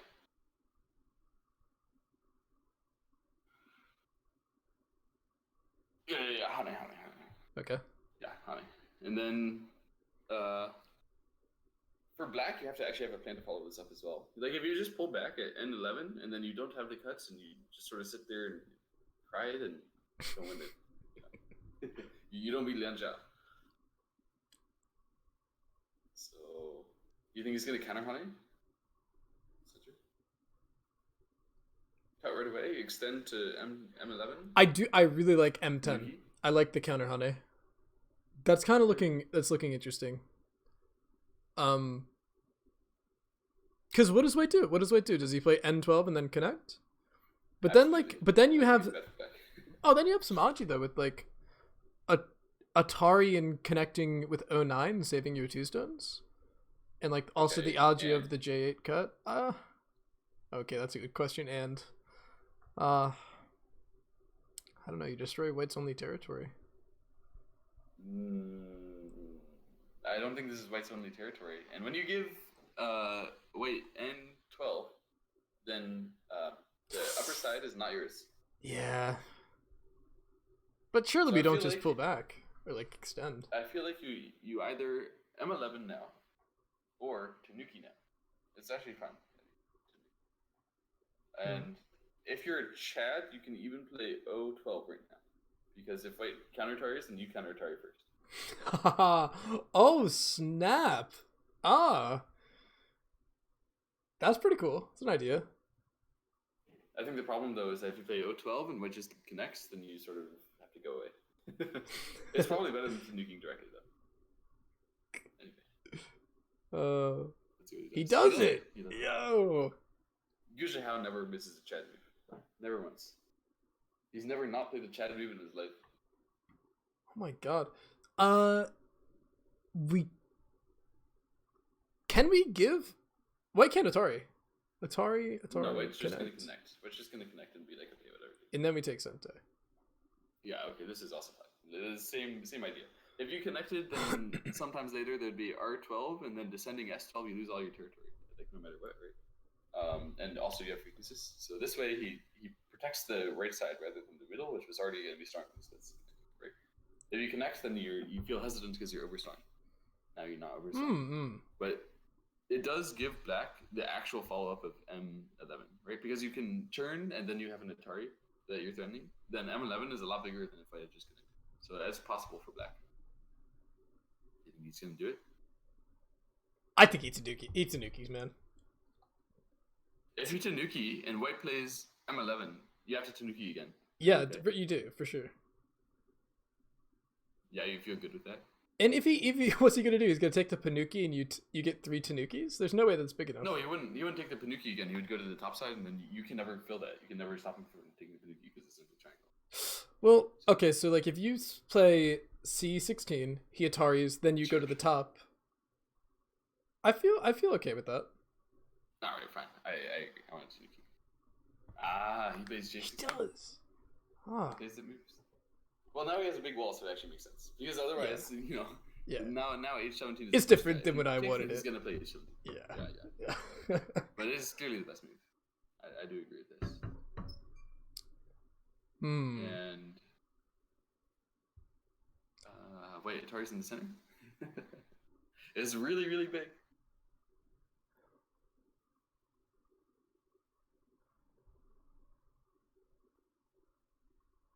I don't know. Can we invade? And make it so black doesn't have time to extend? Oh, that would be exciting. Because I just feel hesitant to Atari. I just kind of... Maybe it's right. I don't know. You can definitely do something like O17 right now and ask black to defend himself. And then play moves like K16. And yeah, I was thinking K16. Use the Aji as best as possible. But...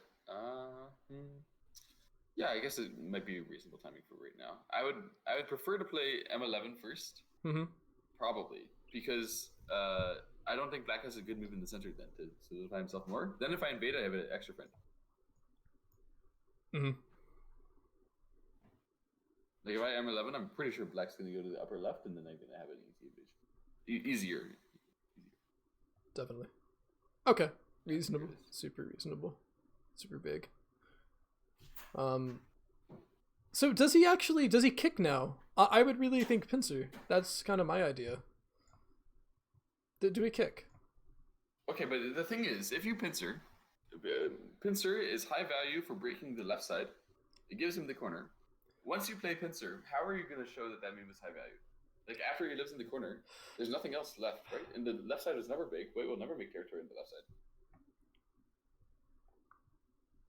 You know, like the pincer as the idea to attack c15 is big because we got strength, right? But the pincer is the idea of taking the left side, but putting a move on the left side is not big. I know. Yeah, okay, I get that, but just kicking. I don't know. I can't put into words why I don't want to do it. But maybe he just plays a move on the other side. I was thinking about something over here too. I was thinking about this sort of move. And sure. I didn't like it. But actually, this one looks pretty reasonable, really. And it makes sense after M11. I didn't think about it. Yeah. You prevent that invasion that I said we were going to get a friend for. Yeah. Right? Yeah. Very, very reasonable. And it's also leaving the upper left corner for White to choose something. Because if White lives in the upper left corner, like White's next biggest move for the upper left is c17. Then you never pincer, right? So you don't get to waste the move. Mm-hmm. Actually, I really like the idea of leaving the upper left entirely. Like, actively not playing there. Oh, yeah. I like that too, actually. Oh, shit. That's pretty cool. But now White kind of has to. It's the biggest area. Yeah. So White, I guess he says 17 is forced, basically. And then Black will Hane. And White can do so many things here. So many things are just like crosscut, counter Hane, extend, Tiger's Mouth. I guess I've never seen Tanuki, right? The classic C16 Joseki. Okay.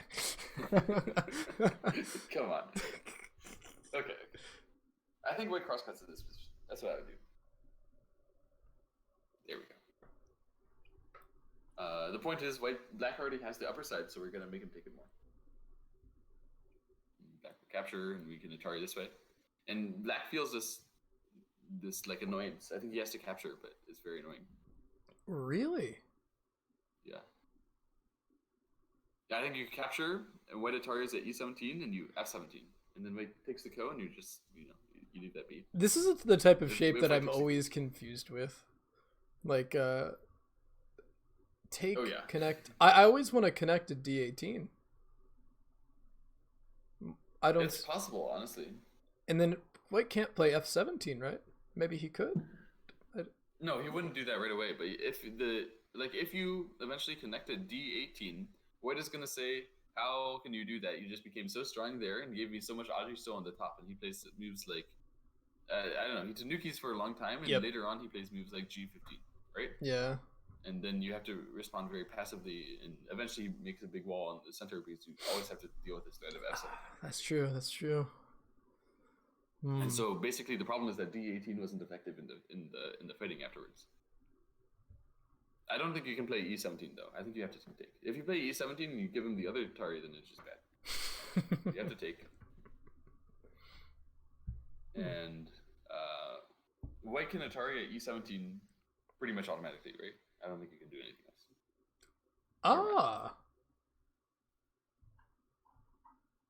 So, I get it. Why? If you E17, Black is going to play here, right? We all know that. Sure. After we just discussed. Then White has heavy shape, right? White can't allow Black to then play E16, then he gets embarrassed. So he has to play here. And then Black is going to say this move is small and Tanuki because he can always retake the ko and White follows this up in any way, right? And White would only be able to connect. Then Black can still play like F18. It's not so big. Mm-hmm. So this just go now. Follow up. You don't do it while you want to do other things. He plays this move to solidify his center, and threaten a poke there. You think Black answers the poke?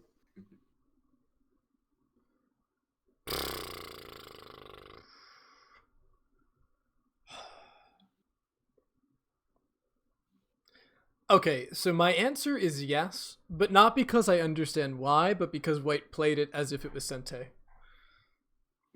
Like, I feel like I'm convinced White thinks it's Sente or something. I don't know. I don't totally get how it's big enough, but it seems pretty big. I think it's on the edge of where it's big enough for white to play and pretend it's Sente and hope you respond. Yeah. And if black played here first, he would also have Sente. So it's double Sente and quite big. But if you bow down to this, then white gate. So instead, I want to play B17. B17. Yeah, that'd probably be the Chad response. I'd connect because I think he's smarter than me and I trust him. Okay. Unlucky. You have the key. I am this one. Okay, but I guess the real reason was that Black's group is getting in trouble. That's why he connects this way. He's not. Like if Black's group is getting in trouble, then he can do this, and he's not in trouble, and he saves stones. He has cutting points in the center. Yeah, it's really big. Yeah. The cut at J9 is just completely embarrassed when white pushes through. I guess that's the point. Yeah. And it's kind of preserving Aji. Like, if you let white cut, there is nothing for black to poke at ever. Right? Yeah. So, as white, now what? E17, baby. Start the go. Let's go. Sag. Really, that move? Wait a second. That move. Yeah, this is the normal follow. This is shape, actually. This is just normal shape. You never want to capture this because black never wants to connect it. So if black's never going to connect it, just assume you already have it and play another. I was just surprised this is the area that's biggest right now. That's kind of where my surprise is coming from. I would be focused on the left side. It's like, okay, this is not settled. Let's start trying to get this as territory. So if what white's trying to say is if black attacks the left side from the left, then he'll make this ko thing and he'll make it work. And if black attacks the left side from that ko thing, then he'll just take the side. It's not a big deal. Fair. And when he jumps in the center like this, he is both asking to reduce black and growing him. It's really, really big. Phew, right? He's growing his center and asking to reduce black. That's a quiet big move. If he attaches... Yeah. If he attaches at M15, he's actually threatening to get cut too. Yeah. There's serious problems for black. So this is the kind of big move where black feels like he has to respond, but neither of us would count that white consistency. Right? I wonder if that's also quietly poking at the E17, F17 extend, like the Aji on the top. I don't think black is ever going to allow white E17 and F17. Okay. E17, it's automatic F17. Okay. Sag. Super Sag. Okay, but anyways, it's super big, quiet big. Yeah. Crazy. So, as black, we can either respond to this and feel very bad about ourselves, or we can be Gu Zihao and respond to this and feel good about ourselves. Or we can be Gu Zihao and go somewhere else and feel good about ourselves. B17, baby. Yeah, something like that. He responds! He responds to this and feels good about himself. No, this actually makes so much sense though, because when you actually look into the reading and you see this variation, you should already say no. Yeah. Okay. Yeah, you need big to kick problems. And then now white plays on the left. White got a good exchange. We can go to the left now, or can continue building like this one. It's possible, but yeah, it seems pretty small at that point because it's not about black's weakness anymore. Mm-hmm. Oh, he really does. So, no, this one is still about black's weakness, because if you Tanuki, it's going to be this Hane. Right? Because there's going to be, suppose you cut, then there's going to be this push first, and then something, right? Surely there's something. Maybe? It feels like there's supposed to be something. This one first. This one first. Now there's something. Yeah. How does Mike answer that? M15? Maybe? M15. This feels so horrible. Because of white's liberties. Oh.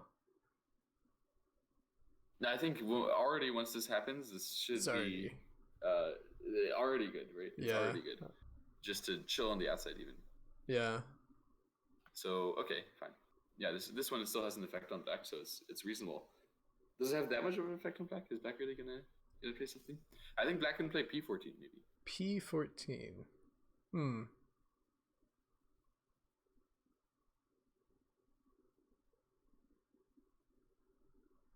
Aim at this. I guess none of the cuts really work, do they? It's still kind of small, but something active. I don't want to bow down. Go to the left, test white, see what happens. Honey in the center. I looked at this briefly, but then I thought it didn't work at all. Which I guess it was totally wrong. I thought, yeah, actually, it was just totally wrong. I should have looked at this more seriously, huh? It just works. It works pretty well. We just cut? Black has to connect? We cut black? No. Black's not getting it. Black's doing this. Yeah. Yeah, this is the game, actually. And, yeah, if white squeezes on the outside, it's not good enough because black became so strong. So you need to do something active.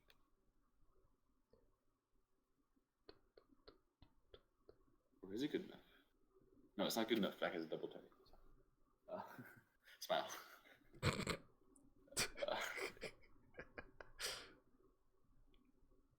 Turn here first? Yeah, turn. The point is I turn double Atari. And then if you want to, let me break your topside, feel free. It's going to be some big trading for you. What do we do? What's his plan?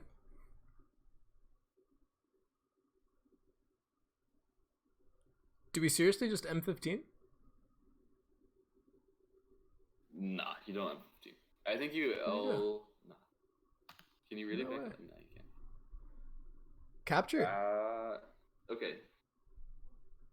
Capturing is possible. I think it's gonna be this one first if you do that, because you want him to do this and then go here. That would be better. So he does this one first. White actually doesn't exchange that because that would give black the capture. White wants this instead, or something over here instead. Huh? He doesn't double Atari. Oh, this is exciting. He doesn't double Atari. He doesn't double Atari because black would get the capture, I guess. And he wants to preserve that, so he wants to go here instead. Never No, he just connects. Just connects, of course. The point is, black still has this problem. Right? Oh, yeah. That makes... that's super reasonable. Connect Atari forehead. Yeah, true. That is a forehead. Fuck. So, I mean, now I really want to M15, please. No, maybe now M13 take. That's possible, but I think you need to be more active in this kind of situation. You take N13, white breaks your topside. Where's your compensation? Oh! I have an idea. Okay, this is scary. I don't. L17, baby. L17. What? All right, here. How is that scary? That's the most passive we've ever seen.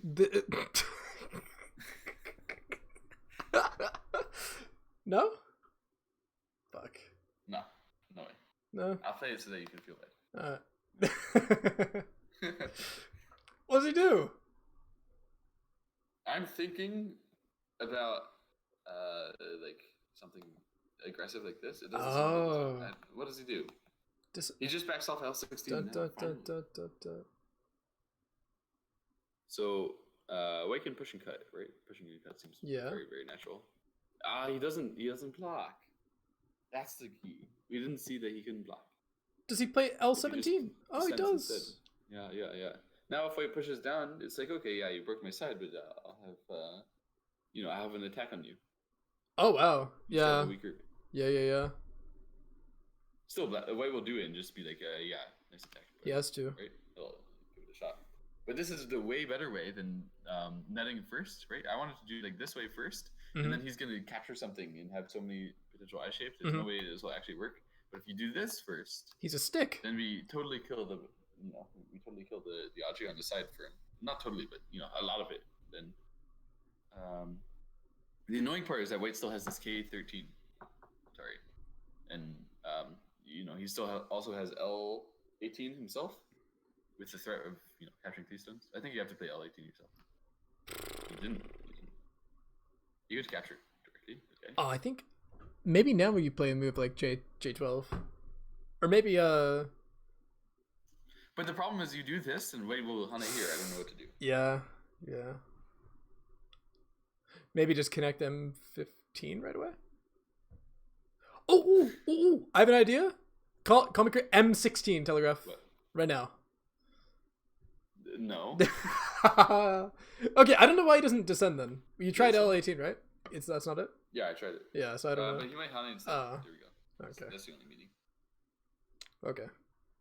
And then Wei can get this Hana if he wants, but he actually doesn't want it because eventually he would have to connect to J17, and then that's actually very slow. So you get heavy that way, right?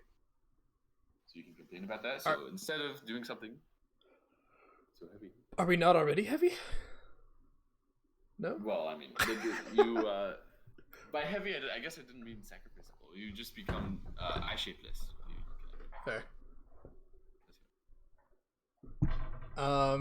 I have no idea. This is my greatest weakness. I have no idea what to play. I am absolutely lost. Like, I don't know how to handle this group. I just want to give it up already because I just don't want to deal with it. Okay. You want to give it up, huh? I mean, you can't, but like, I just don't know what to do.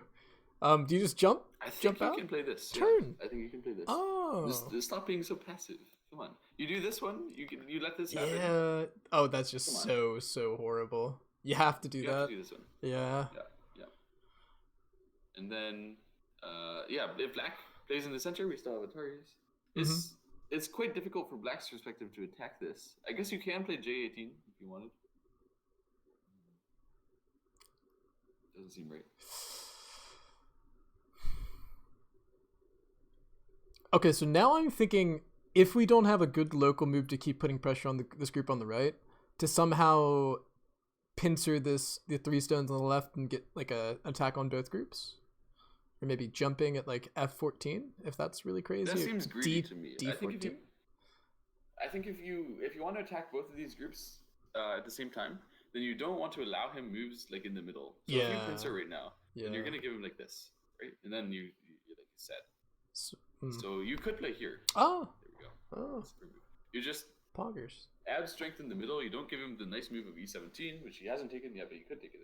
That is a really great E16 is an awesome move. Actually, this is really cool. Yeah, this is very good. So, Wei has a ladder.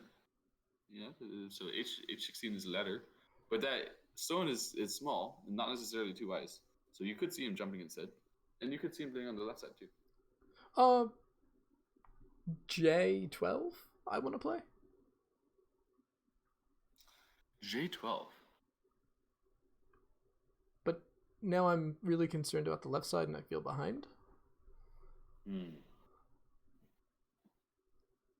AI just says that Black.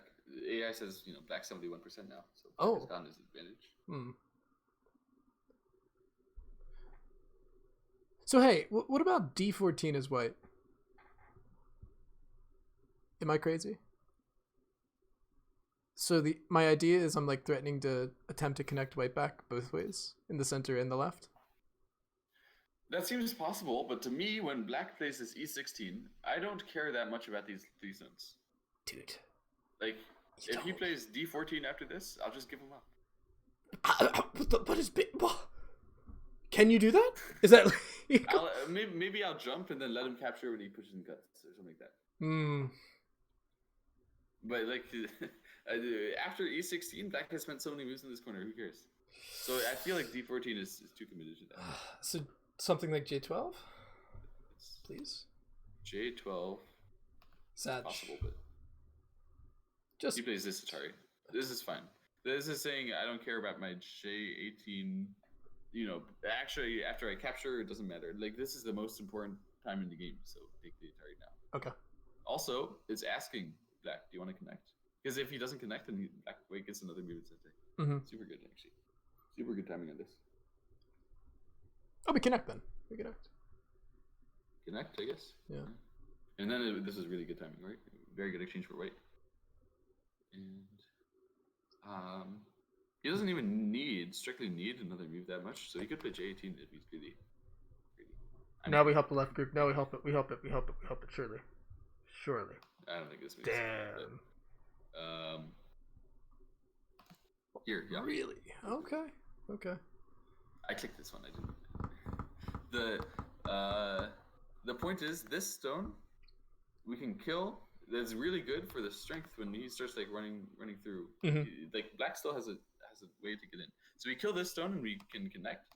That's good shape. Yeah. It is. We spent our move assisting our weakest stuff. Very very very nice move. Yeah. Black probably is going to play reasonable again. Yeah. Yep. So does he give it up? No, he jumps. He jumps or something. Push. I don't think he gives it up. Push. Push. Okay. Yeah, there's nothing to give it up for. That's fair enough. Not extend. Interesting. Honey? B17. No. You play on the outside first. Like before you, if you want to play B17, then first you push a few times. Right? I guess so.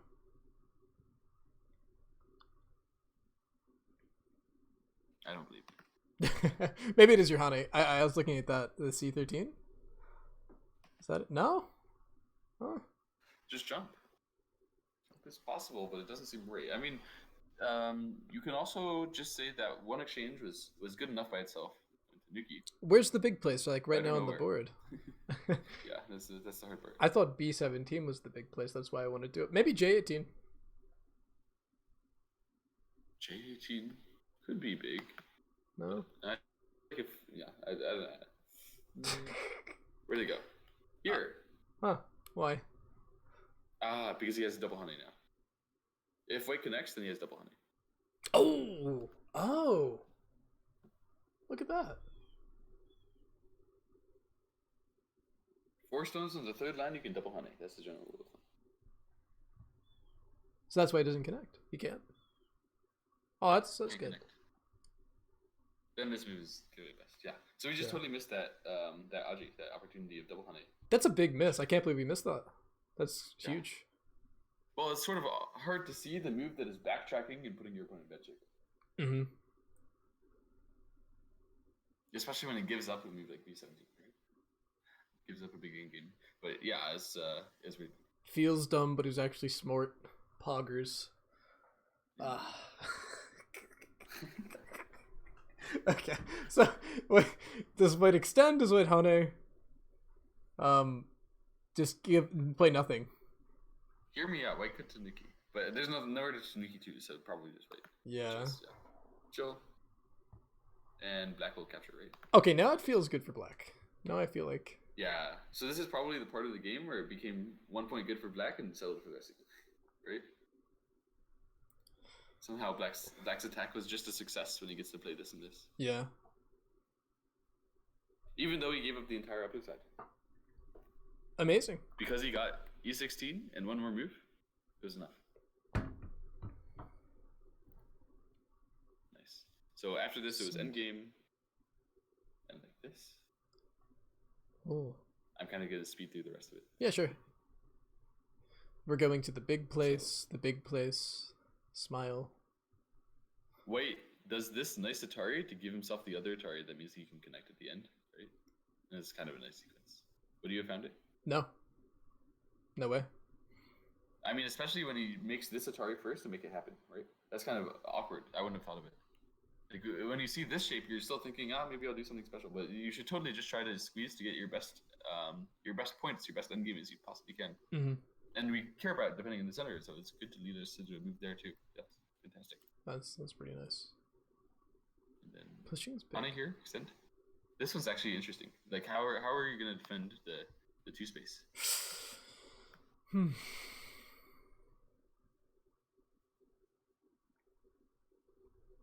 happens all the time in our games too, right?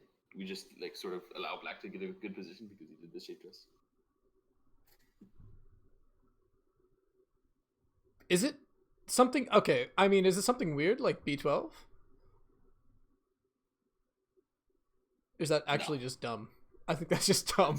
I mean, black just Hanes, what are you doing? Yeah, I know. Extend? C11? Be sad? Seems normal, right? Yeah. Seems normal, but feels sad. I don't know what else to do. Yeah. Oh. I think Hane's fine. Oh. Invite it. But what about invite the cut? cut and all the things? Yeah, I think that's just like it's gonna be okay for White. White will fight it because White has strength in the center. There. Okay, so does Black like Knight's move or something at E12 then, and like poke at the cut, just reduce, or do you cut right away? I think. Oh yeah. You can play What B16, I guess. This move here, Okay. and that gives you the J6. I and Sente. Hmm. Okay, so he took his Sente there. T2. And then Yes. T2. Yes. And And something on the right. S12. Oh. he makes a poke. That's fine. The Sente. And then the move in the center there. Yeah. So then he pushes. So this is his method. That makes a lot of sense.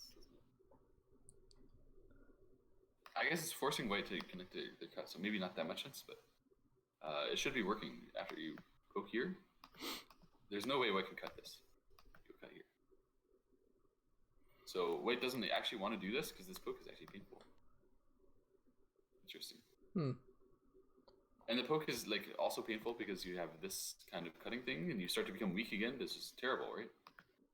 So instead of anything like that, White tries to Hane and get a better connection to the middle. And also like a little more, but he didn't protect his cutting point on the side when he could because he needed that connection in the middle. Of course, Black doesn't Hane. Kappa. To the right side, no? Wait, after this Hane is the perfect opportunity to camp, right? No, never mind. I was hoping there was this and then... B16 maybe? Does he try that? Saying, 5 head. Sag. Right. I don't know. I would just E12 without thinking too hard. This is the way. This is the way. So he hasn't decided what to do on the left side, whether he wants to play B12 first or E12 first. Right? Mm-hmm. So he's just going to go do a big move first and let White do anything there. Nothing White does looks that good. If White fixes E12, then I still have B12. Right? And if White fixes the other way, then I still have it. So, it's me. None of them are actually that big because they reduce the other one. Oh. So he goes here. Okay. His turn. Apparently this is the move. That's what I was... This is the move that we were all thinking of, right? I was thinking S12. Oh, yeah. Then I was never thinking of this move. I would never play this move if you gave me 20 minutes.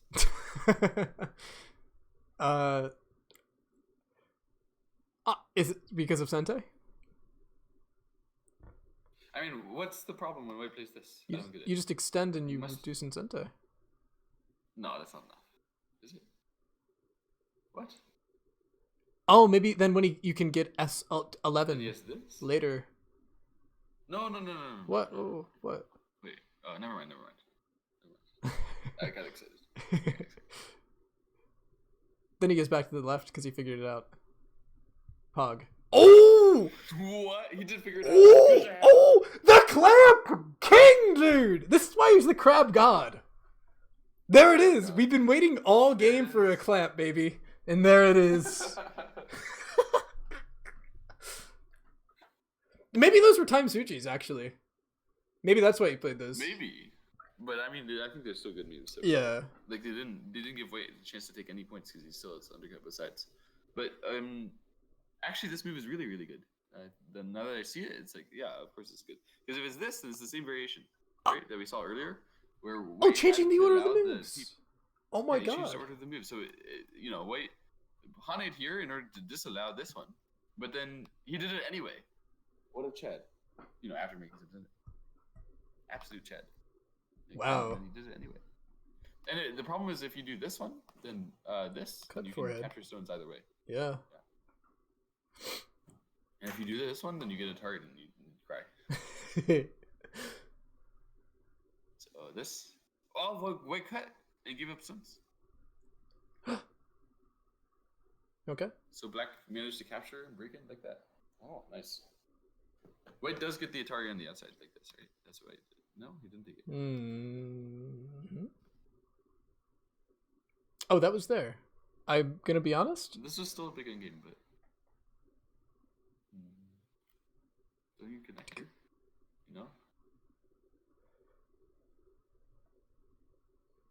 Like to me, it looks like A or B gets in trouble unless they connect. I'm agreeing with you. Because aren't they disconnected? And doesn't Black White have to live on the left? And now he can cut the right group off? Well, what is saying is that he's gonna like not care. Play, I guess this, and this, and he lives on the bottom. And then he says, "Go ahead, do your best. I'll live over here. I get the end game. Go ahead, try to kill my group there. You would have to cut it, right? And then White could go here. It doesn't look that easy to kill. True. So White is baiting Black into some kind of attack. But he won't be we can baited. See the variation that they showed is like this, and it has Black taking actual end game, and White connecting the center. It's just continuing. So I guess in a way it's kind of no points. It's just dame. So Black took this big end game, capturing the stone like this. White got that, and Black just made Tiger's Mouth and managed to connect there in the end. And it was just the end game, the normal end game. Nothing exciting happened after this. Doesn't seem like there's anything too exciting, right? Those are all pretty normal moves. This is interesting. That is interesting. Ane and then Ko. And the point is, you have a problem here, sir. You have a problem here. So if you bow down to me, then what is it? It's going to be like this, Sente. It's better than this one where you get nothing, right? And then you just force him to go here. So there's maybe a chance for like 1 or 2 extra points there. That is some pro level endgame. Pro endgame. But he didn't end up fighting the Ko because it's still Sente, right? Maybe still you get an extra point though at like Q11, like later half point. Yeah, exactly. Okay. That endgame. He actually took Q11 right away. Huh. Because it would have been Sente for Black. Is there nothing else bigger? Really? Yeah, it is really big, actually. You know, reverse. Well, it's not. It wouldn't have been Sente for Black because Black would die in the middle, right? But it's a point, and then I guess it's only 2 points. Wait, what? Is there Aji with cutting? I don't get it. Maybe like with the I have the Ko at N12 in like the 2 stones cutting off White. Like I don't know. They're playing some smaller endgames. I think they actually believe it's 2-point endgame now. Is it just 2? If it's just 2-point endgame, then that Q11 is bigger than the other 2-point. But I was thinking that this was bigger than 2 points. I guess not. Because if Black plays, it doesn't actually gain much. Yeah. It's kind of good to. Fine. So it's just 2-point endgame now. Nothing special. And we can continue. The game ends. Wow, it goes on for a while. What the fuck? Yeah, I mean, there's lots of 2-point endgame and lots of dame. They fought a Ko, and so they're fighting a Ko, and they're fighting a Ko for half point. Oh my god! Oh my god! They're just playing Ko threats. These nerds. They just have so many Ko threats. Oh my god! And eventually, wait, what? White played this move, pretending it was a Ko threat. Black played here because he's a Chad and he can read. And White played this. He was really, really trying to pretend this was a Ko threat, but Black found this move. And apparently, this is all just working. Okay. Black did this, and White's idea was like that. And actually, it's only Ko to live, huh? Interesting. Well, guess. Yeah, White doing this one wasn't working. For some reason, White doing this one was also not a Ko threat. Or wait, no, he played 018, and then these moves weren't working as follow-ups to the Ko threat. Even if he plays like that, he doesn't have enough liberties to kill the corner, something like that. Interesting. Crazy end game where Gu Zihao just fine, whatever. And did this go to counting, actually? It did go to counting. It might have been actually a half-point game, so this mattered. That would have been interesting. What is the score That's here? the only reason I can explain. This is 364. But anyways, at the end, Black Gu Zihao won the game. In an extreme... That was super exciting, actually. Yeah, we got too tired to watch even the last part, which might have been exciting itself. Who knows? Yeah. I mean, we went for that was like quite a while, honestly. So I think it's fine. How would we summarize this? Like, was this a Moyo battle? Was this a fighting game? Like, it was a ladder break bonanza at the bottom. Like they were. I think this is a fighting game, right? Yeah. Fighting game. But like kind of a reasonable one. Like it kind of made sense. Like it wasn't like crazy the I Chang Ho game that just was kind of like really wild. Absolutely. Yeah, they kept grounded, right? They kept grounded. Yeah. And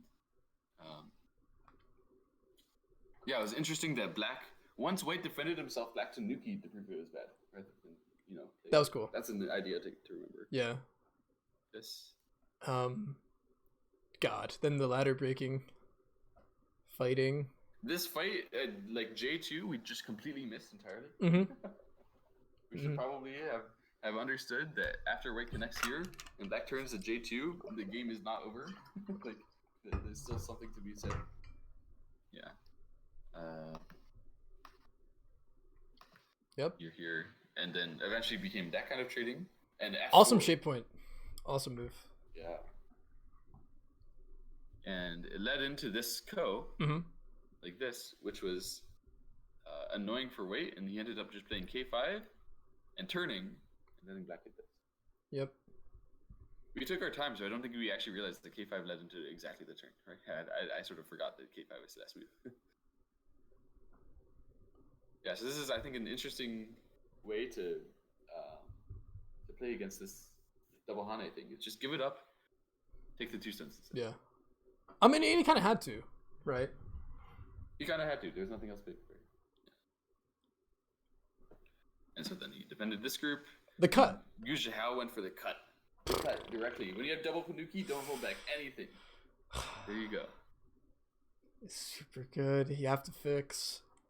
And... But you don't. Yeah, or, well, you have to fix there, but then... Excuse me. Black starts the new fight on this area. I think he must have anticipated, so we didn't see this sequence in the game. We didn't see that it's going to be like this. Or, sorry, like this, and then this way. If he anticipated this one, and like this, then S4 for R3 is amazing. Yeah. That's exactly what literally seeing into the future. Literally seeing into the future. He knew it was going to be like this, right? He knew that White couldn't bear to do this most of the time. Because of the cut. And so White can only connect, then we can... I mean, it is pretty forced, right? It's a really nice display of reading and like knowing what variations are reasonable and just kind of preparing for it. Super cool. So S4. And then so R3's response. Yeah, because if you play S5, then the problem is you're going to leave so much Hachi. If you play this way, then we leave potential to live in the corner. Yep. The way that happened in the game, Black ended up trying to live on the side. So if this happened in that case, it would be nice. But we're straight up alive in the corner. Black doesn't actually have to end up, right? Like after this, then it can be this way, right? Yeah. I showed you earlier. And so since White took the corner, that meant that Black had to use the outside here. If White had let Black into the corner, then Black would have given him the Tanuki, right? Black did the old 1-2. He's either going to give White the Tanuki here or try to live there, right? Yeah. Either way is that was what the Probe S4 was all about. Very, very nice probe. This S3 and backing off, the best in game. Just extending there, normal. Nice shape. C10 is a nice shape move. So now we know when you see that shape, we're going to play C10. That's right. And B9, we're also going to play that shape when he get his Jack. This was when he played J8, right? J8 now? Yeah. Oh, he peaked first? Or, well, he made an exchange first and then... It's J8. Also a nice move. Indirectly defending. Yeah. You have a cutting point, that doesn't mean you have to defend. If you feel hesitancy over doing it, then find a way to indirectly do it. Find a way to do it better, right? Yeah. And then it was like this, and indirectly defending, right? Same thing. We had hesitancy, you gotta find a different way. Yeah. There. Bump. This move was nice. Extent it was. The attach was nice too. This whole the whole sequence was really nice. And then Tanukiing it this timing is good. Atari's super reasonable. This, and then L15, the move not really on our radar. that was just really, really good. Yeah. This is the move that sort of won him the game, right? I guess so. To some extent. I mean, it was sort of the fighting later on that really won him the game, but this prepared for it, right? Anyway, it was like this, and they cut, and they started playing away. That. I mean, White played some really nice moves too. Like the jump is this M13 move's excellent, like really nice. And Knight's move. And so this started the actual game-winning fight for Black, right? Yeah. Here, like that. And the reason why it was game-winning was because he had the chat energy to do this. Forcing White to just respond. That's clearly a good exchange if you can get it, right? Yeah. And then the chat energy to just back off like that and still get an attack, right? Mm-hmm. Of course, you still have to Hana here, but since he still had an attack and he got to play E16 and he got his profit out of the attack by playing good moves everywhere. Right? Forehead. None of his moves are slow. Fucking forehead. Dude, you get profit, just play good moves everywhere, son. Easy. No problem. And he connected his group back. And then Black got the profit. Yeah. And this is the game winning move. This is the final win, right? We missed that. That's just a nice move. Totally. Just get the top left corner. Which is so nice. And then it was the end game. Yep. Yeah. And I think this game was actually close. I was just about to search up his record so I can see what Fox says, how much he won by. All right. So tournament games. So the end game probably did matter, but yeah, probably did matter, but the whole time according to AI, so maybe it wasn't that. It can't have been that exciting. It probably was really, really close, a lot closer than he'd have liked it to be. But yeah. Okay, so let's see. It was Gu Zihao versus Lian Xiao. It was win by resignation at the very end. What a filthy go to counting, lose the co-threat battle, and then resign. Nice Lian Xiao. Okay, but it was actually a 2.5 point game according to Fox score estimator. All right, so that's significant enough for a pro not to lose it in endgame. Yeah, I mean, Lian Xiao kind of entered the last one, so it's probably 1.5 game, right? True.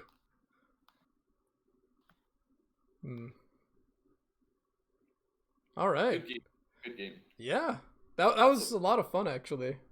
This is probably my favorite game so far. I wouldn't expect nothing less for Gu Zihao, man. That's super good. Exactly. Although I don't think we can look over any more of his games because they're all way more complicated. Okay. And that too, it's probably way more fun because we kind of at least understood a little bit, right? Understood the moves fairly well. They're reasonable. Yeah. We understood the story, right? The story, yeah. Yeah, Gu Zihao's his main strong suit is that he gives all these tricks when he's behind. Yeah. That's his main bonus as a player. The reason why he's top 5 or something is that you can literally never relax against the guy. He's Kenny. Maybe Gu Zihao's Kenny. Easy to follow. When he gets behind, it goes absolutely nuts. If it confuses a top player, top pro, what the hell are we supposed to do, right? I was watching your stream the other day, and you said something really good. But you were behind by 20 points. Go is a hard game, right? Heading out. Enjoy your stream. All right, man. Maybe. Oh, I can stream it. Oh. Goodbye. Later, Telegraph. Take it easy, man.